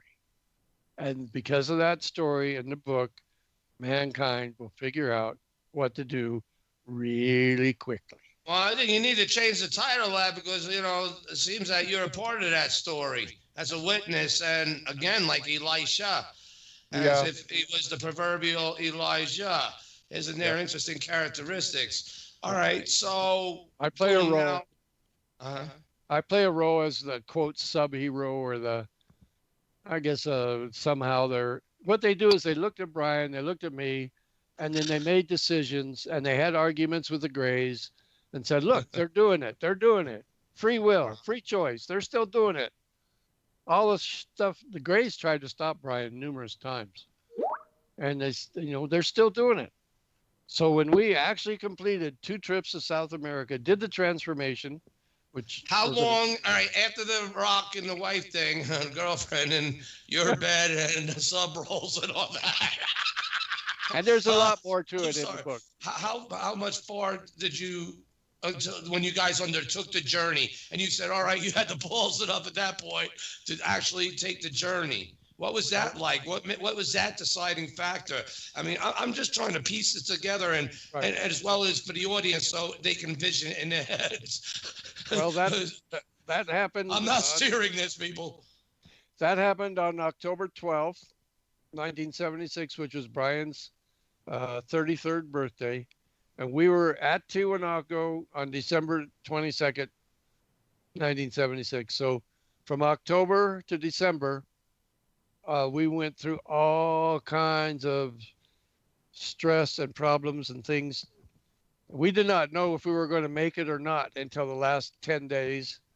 And we eventually just raised enough money, got enough gifts and things to buy 2 tickets, have some sleeping bags with us and some junk food. And we got on an airplane and went to Peru, and we're there at the location at sunrise on December 22nd. So Brian went through the transformation, and I was able to witness it and document it and discuss afterwards. How did that look? What do you mean? I mean, you know what this kind of reminds me of? This is a show I've been watching on Hulu, The Path. Are you familiar with that? The dude from Breaking Bad, Jesse from Breaking Bad, he's the main one, like the main character. Oh, really? And it's about began in Mesoamerica and a higher Zen thing type going on, or transformation of man and the turn life into the garden. And I mean, there's certain symbologies here, but maybe as someone that made that was following this story or something, because again, this has been around for how long, this story, when the book was written? Well, it happened in 1976 to 1980. In 1980, I made a few presentations in Hollywood. Oh, okay. So and I had a script written, and it got ripped off by Paramount and a few others. Therefore, The Path. Isn't that interesting? And I'm sorry like to bring up six movies were made.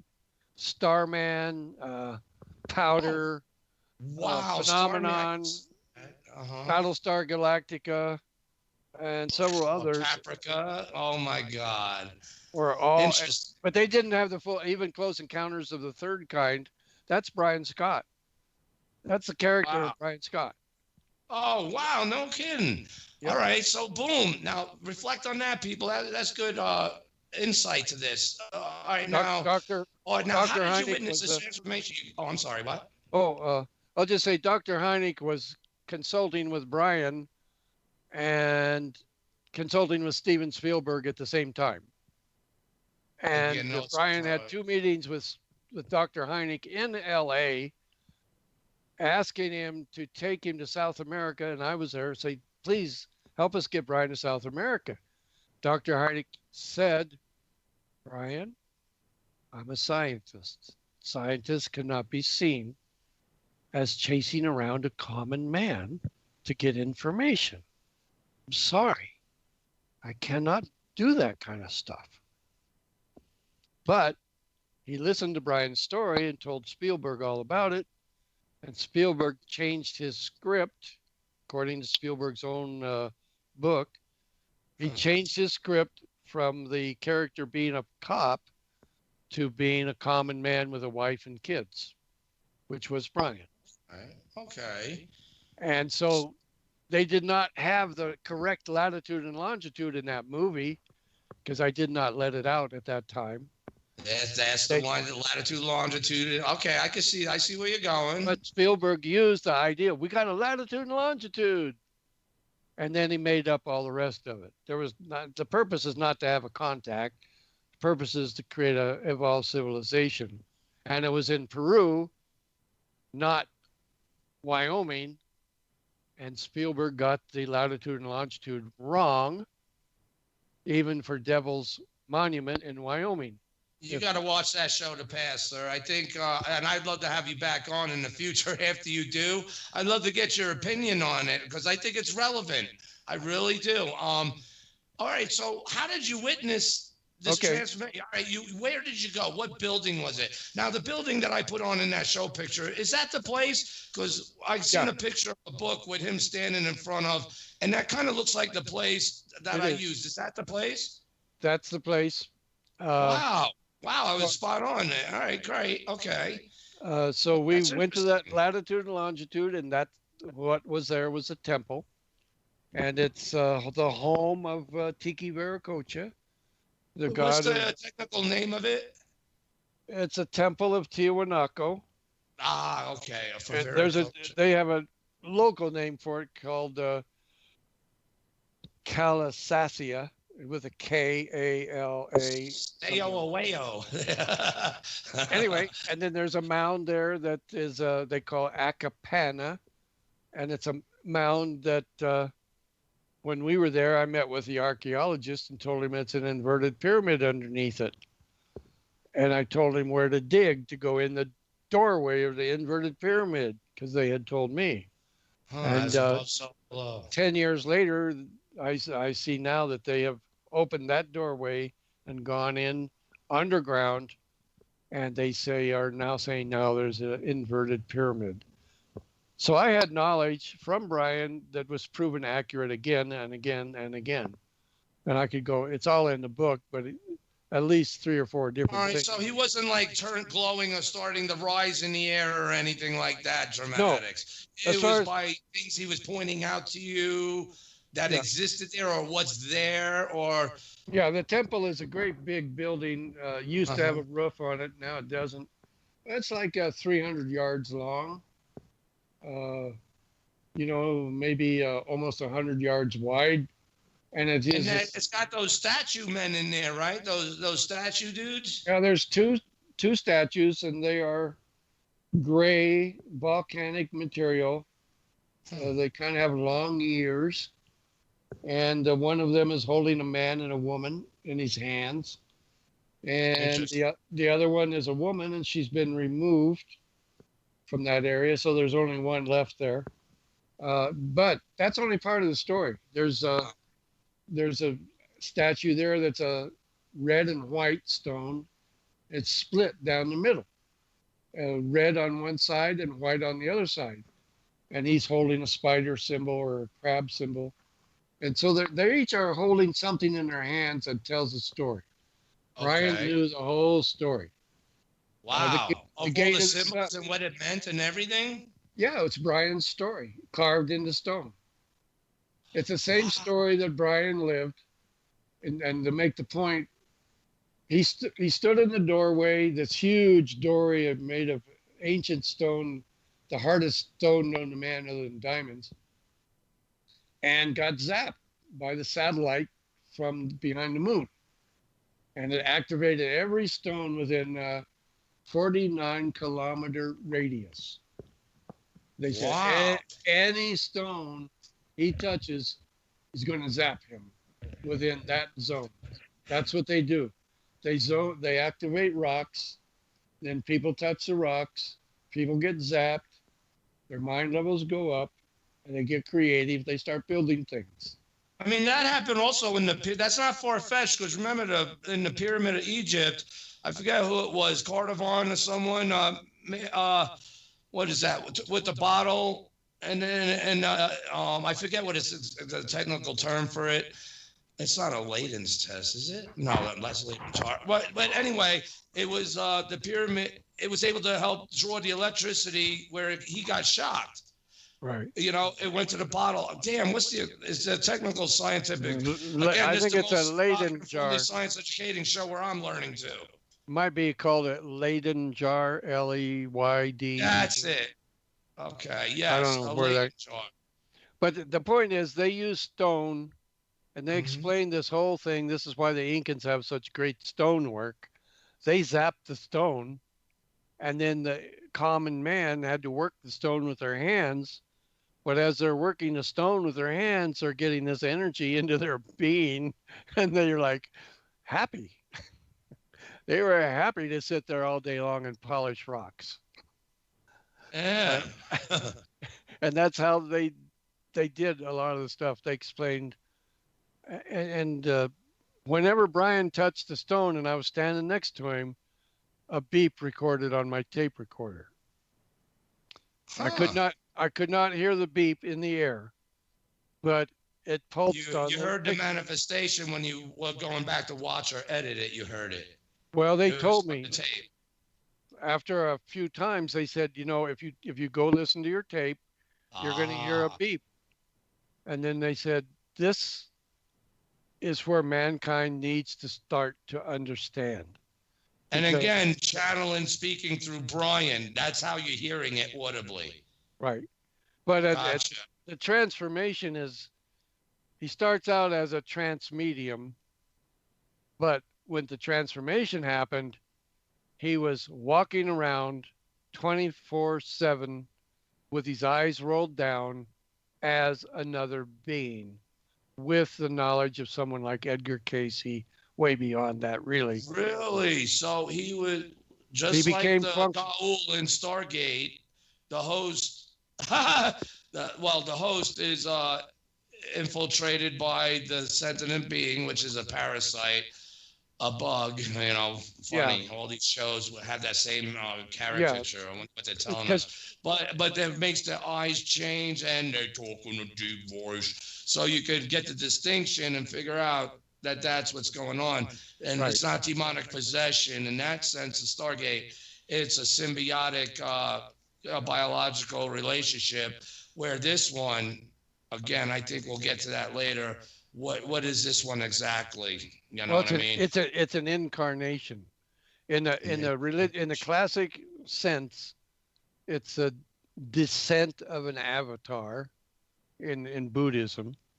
It's an incarnation in Christianity. But another being descends into the body of a common man, and they share it. There's a duality. And that's what this first step in the transformation is. Brian was able to walk. So in essence, you could have both sides coming into him, since he's the most receptive, whether it's demon or otherwise as well. Is that what you're saying? So therefore, the two sides, one will control the left hand, punch him in the face, the other one will do it. Well, he actually had three that two others descended that day. So he was Brian. He was Tiki Viracocha, the god of the Inca. That guy incarnated. Oh, really? Yeah. He had all the knowledge of the Inca. The actual Viracocha channeled through him. Yep. And he said thank you to me also. And he spoke on Christmas Day in Cusco, Peru.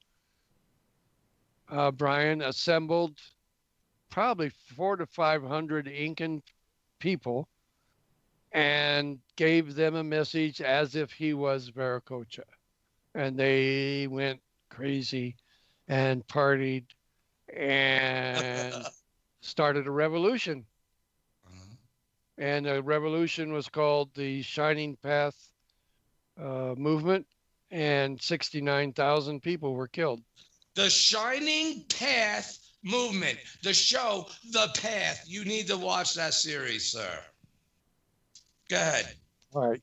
So anyway, it had serious he's right about what he said about Hollywood. Obviously, it still trickles down.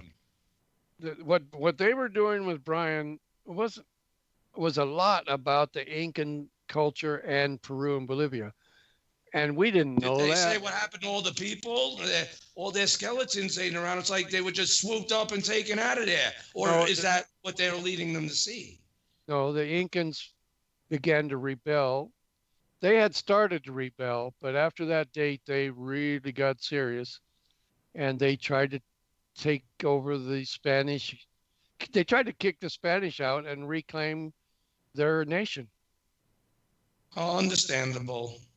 And Brian, and it was damn serious because that was in December. When we came back 6 months later for part 2 of the transformation, which there was 2 parts. The plaza was closed to Incans. 16 people had been killed in the plaza by machine guns, and all Incan dances and religious festivals were canceled. Who's doing the machine gunning? Spanish. Guerrillas? No, Spanish military, and their police and their military are one. Okay, and they shoot people that go there? Yeah, it was forbidden for they started protesting and having riots in that plaza.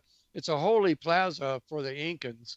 That was their capital. Cusco was the capital of the Incan Empire. And they tried to start creating a revolution.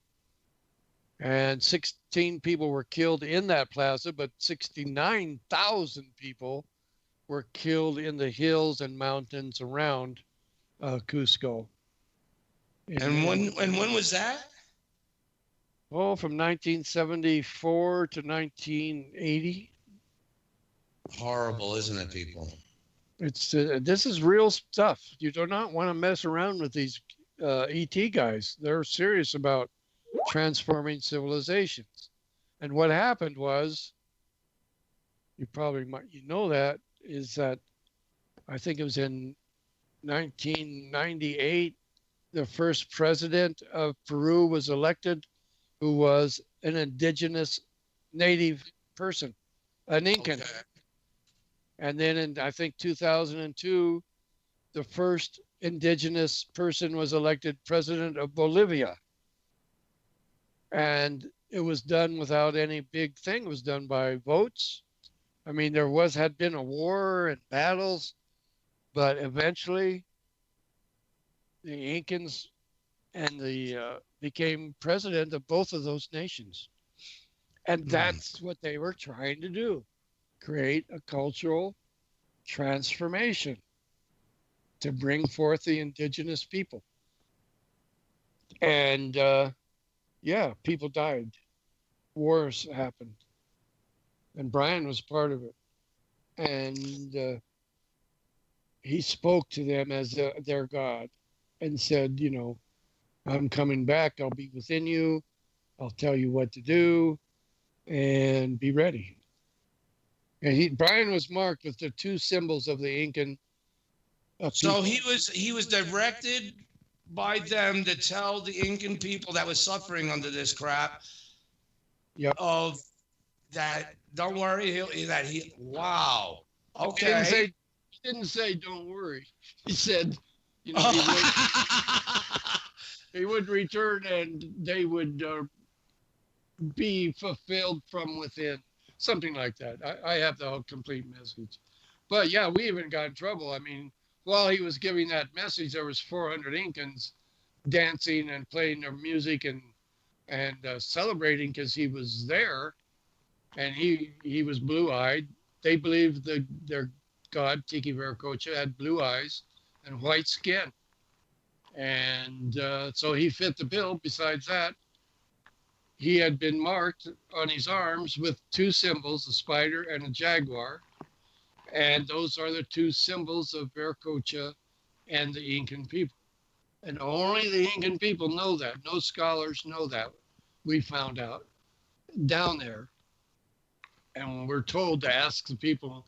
Once he showed, all he had to do was walk around the Incans and hold up his 2 forearms. And he had a jaguar on his left arm and a spider on his right arm. And he would say, Viracocha regresado. Viracocha returns. Come to the plaza tomorrow at noon. That's all he did. 500 people showed up the next day at noon. And you're witnessing this and or filming it too? Well, I'm shooting pictures of it. I had still camera at that trip. The next time we went down, I took a film camera. I mean, a cinema camera, but this time I just had a still camera. So that was in December 22nd, 1976, and the following days. So we were back in Cusco on Christmas Day, December 25th. And when he did that, it was like, okay, we've done what we need to do. And besides, everybody who knew us said, you got to get out of town really fast, man. You're going to be in jail by tomorrow morning. They're going to find out who was doing that. And so people helped hide us and get us out of Cusco. And we were able to get back to Lima and get on a plane and get back to Los Angeles. It was scary. It was scary, and it was very real. But this is I got to interject here because we got like maybe 20 minutes left, so I would say like more like 15. And I think we're not even barely scratching the surface to this amazing story, are we? Because the big questions ain't coming up yet. Like, who is this guy? Where is this guy? Is he still around, or did they beam him up, Scotty? I mean, Brian had a great career after that. He came back, was transformed. He was able to be Viracocha. He was able to be this other alien entity that had super knowledge of alien technology.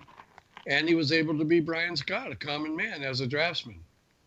And he's working for electronics companies. Well, because of the transformation, he invented a device, and he got really good jobs. He got a job with Learjet. He got a job with Bell Helicopter, McDonnell Douglas, and he spent the next 30 years working in the aerospace industry. His last job was with GE Aerospace as a project engineer, working on space probes and satellites and military aircraft for General Electric and their aerospace division.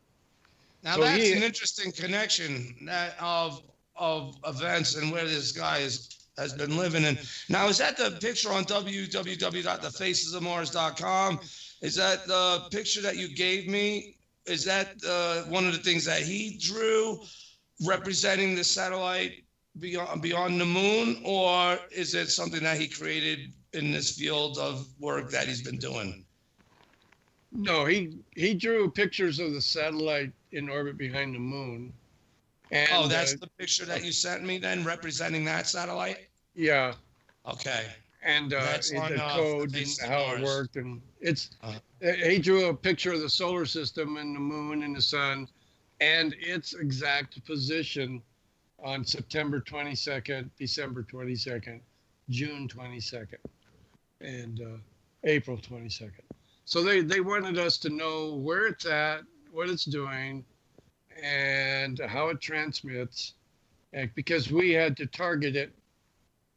To make the transformation happen, we had to give signals to a radio astronomer in Scotland, and he formed a team of radio astronomers in Scotland and England, and they transmitted that signal that Brian gave them to a target in space, which hit the satellite, and the satellite turned on and said, bingo, somebody from Earth just talked to us.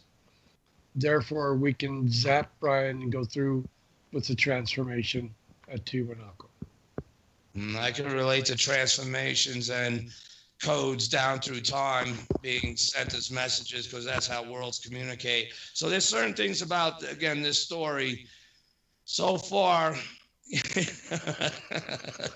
besides the most memorable ones to help me remember this story. Oh God, Richard, I'm sure it was his intention. So it raises incredible, again, it's not, we only have like 10 minutes left. Damn. I mean, there's so much gosh, we're going to have to continue on with this at some point.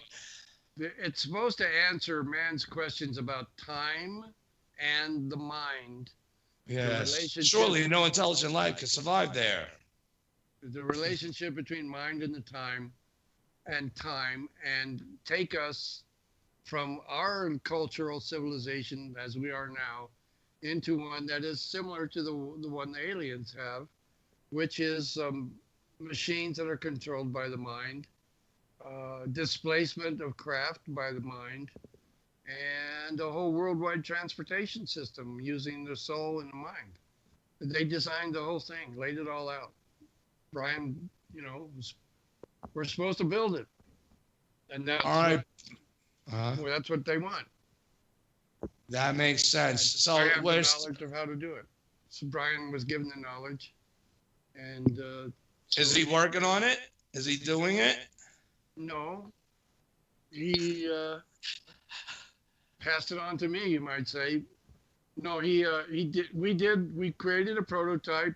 It was at the University of California in Fullerton for 10 years, and that's a start. We'll go into that maybe next time, but yeah, it's a technology and a philosophy that is to take man, and a story of drama of how people crack up. This show made me crack up, man. I'll tell you that much. And how we're supposed to handle this, and why the common man must have the knowledge, not the scholars, not the military. That I agree with. But the common man is supposed to have the knowledge, and he can handle it, believe me. And then from the bottom up, this culture rises. And it's okay with the common man. It's okay with the scientists. It's okay with the philosophers. It helps you get rocks off and all. But hey, again, whatever that needs the seed to be planted, pun intended. Again, to make it memorable, because that was the manifestations, and at some point, yeah, maybe like I did with my whoop-de-doo, is it satanic? And I actually gave it all up, believe it or not. But if it wasn't for a movie from 1952 called Red Planet Mars, or Mars Red Planet, excuse me, let's just say it made me see the folly in my decision to drop it and look at it again, like the Brookings scenario, as the discovering scientist that would be the most affected. In that case, it was me, the common man. Of things they would not teach you of at college, and they would certainly, and they did try to throw me in the damn rubber room. And listeners to this show mainly know what that was all about, but that's not what tonight's about. Tonight's about certain things to which, obviously, for what it's worth, again, this is a bigger story. And is the guy still alive? Nope. Okay, well, that summed up that. It's not. Again, like Elisha here, being past the tunic, or the whatever it was, being right. It wasn't a torch, but hey, it represents the same type of symbology. And I find that very interesting. Again, we're winding down here. Damn it, I apologize, sir. I was hoping we'd have more time, but, we're done. We're coming down to the close. So, again, I apologize for that. You should wrap it up with Brian was given a choice to continue on or to stop in March of 1980, after we were commended at the White House by President Carter, because we took Carter, the President of the United States, the voice of common man. And it was people. So he was aware. Did he communicate with the host and etc.? No, he just asked for the voice of the people to help him defeat the oil cartel. So we gathered up the voice of people in Orange County, California, and got Amtrak to sponsor us. And we took a train all across America and recorded voices of people all across America also, and brought this to Carter as the voice of common man in 1979, which people were scared to death. They thought the world was coming to the end because of the gas prices and everything. Anyway, so that was the voice of common man, which represents Brian, which we just did it to see if we could get to the president with the voice. But we also had completed the prototype technology, which we kind of let them have a look at. So we were making the point that this happened, and it became public record. There's more than 26 newspaper stories. All the documents were put into the National Archives. And because of that, Brian's story was declared a success by the Nordics. They said he was the first person since 110 BC to complete the transformation process. And because of that, the Greys were restrained. They lost their argument that we started out talking about in the beginning. It was proven that a common man can go to a higher level of mind and not self-destruct. And the bad Greys were kicked off the planet. Some of them were allowed to remain, but a bunch of them got kicked off. So starting on March 22nd, 1980, the Greys were restrained. They lost power. And because of that, all kinds of new technologies were given to mankind, and our whole economy and culture transformed. Oh. What happened to Brian's? Oh, I'm sorry. Those people who lived through it remember that interest rates were 21% under Carter. It was the same old thing. You better start growing your own food. We're at the end of America. It's all over, folks. Well, you figure he might have been interested because of his UFO, sighting and stuff like that, which was, again, public source disclosure based on Brookings, in my opinion. But Odin wants to know what happened to Brian's wife. And I have more questions for you, too. Brian's wife, I got involved. I met Brian when she just got out of the mental hospital. And she was a really nice girl. She wasn't crazy or anything. And I helped her, and they separated, and I helped negotiate the separation. And Brian wanted to stay with her, but the psychiatrist said if he's in the house, we'll take the kids. Well, that could be understandable in certain cases, but I was part of the travesty. He got a second girlfriend, and then there's three women in the story. The first woman is jealous. The second woman is all passion and sex and romance. But when it comes down to it, she won't help. Let me guess, the one where the rock showed up. She won't help the hero. She would distract you. She'd be helping you? No. The second woman distracts the hero from his job, which was Brian. And then he met a third woman who was the friend of the first woman, so they all knew each other. It was really weird. Anyway, the third woman just said, "What is going on here, Brian?" And he said, "Well, I got to take the voice of common men to the president. I got to rebuild this pyramid. I got to build this technology." And she goes, "Well, what's the problem?" He goes, "Nobody will help me. My wife, blah, blah, blah, blah, blah, blah, blah." She goes, "I'll do it. What's your problem?" So she just overnight just took his whole life and made it work. One woman. Well, that's a good thing. You can't fault or mock anything at that. That's a blessing everyone deserves. Now, we got to jump off in a minute, but you said something about going down there again. Now, are you feeling compelled? And what's this tech? Or is that part that you're saying that you could create or want to create, or is that part of the need to go back down there again? No, that would be interesting. Two separate things. The technology I have upgraded in all digital form, and I have it, and I'm ready to start releasing it to the public. That's why I don't live too far from you. I think you and I should talk again soon. If you know what I'm saying. The South America, I want to go back down there and document what they're doing at That's very far from me. It's only $600 for a plane trip. We figure to go down there and duplicate the trip would cost a person about $4,000. I want to go down in December.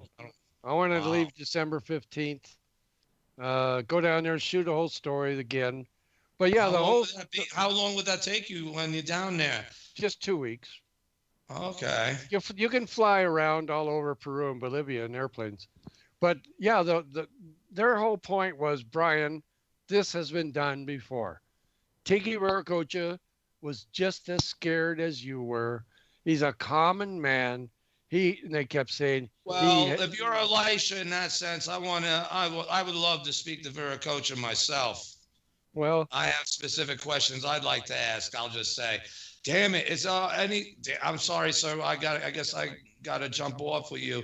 I like to thank you very much for being on, and I know it not even scratching the surface. I feel it, but I think it's good that this story will happen. Well, I don't know. There's many mixed emotions. I can feel that already, and I don't know what's going to be said.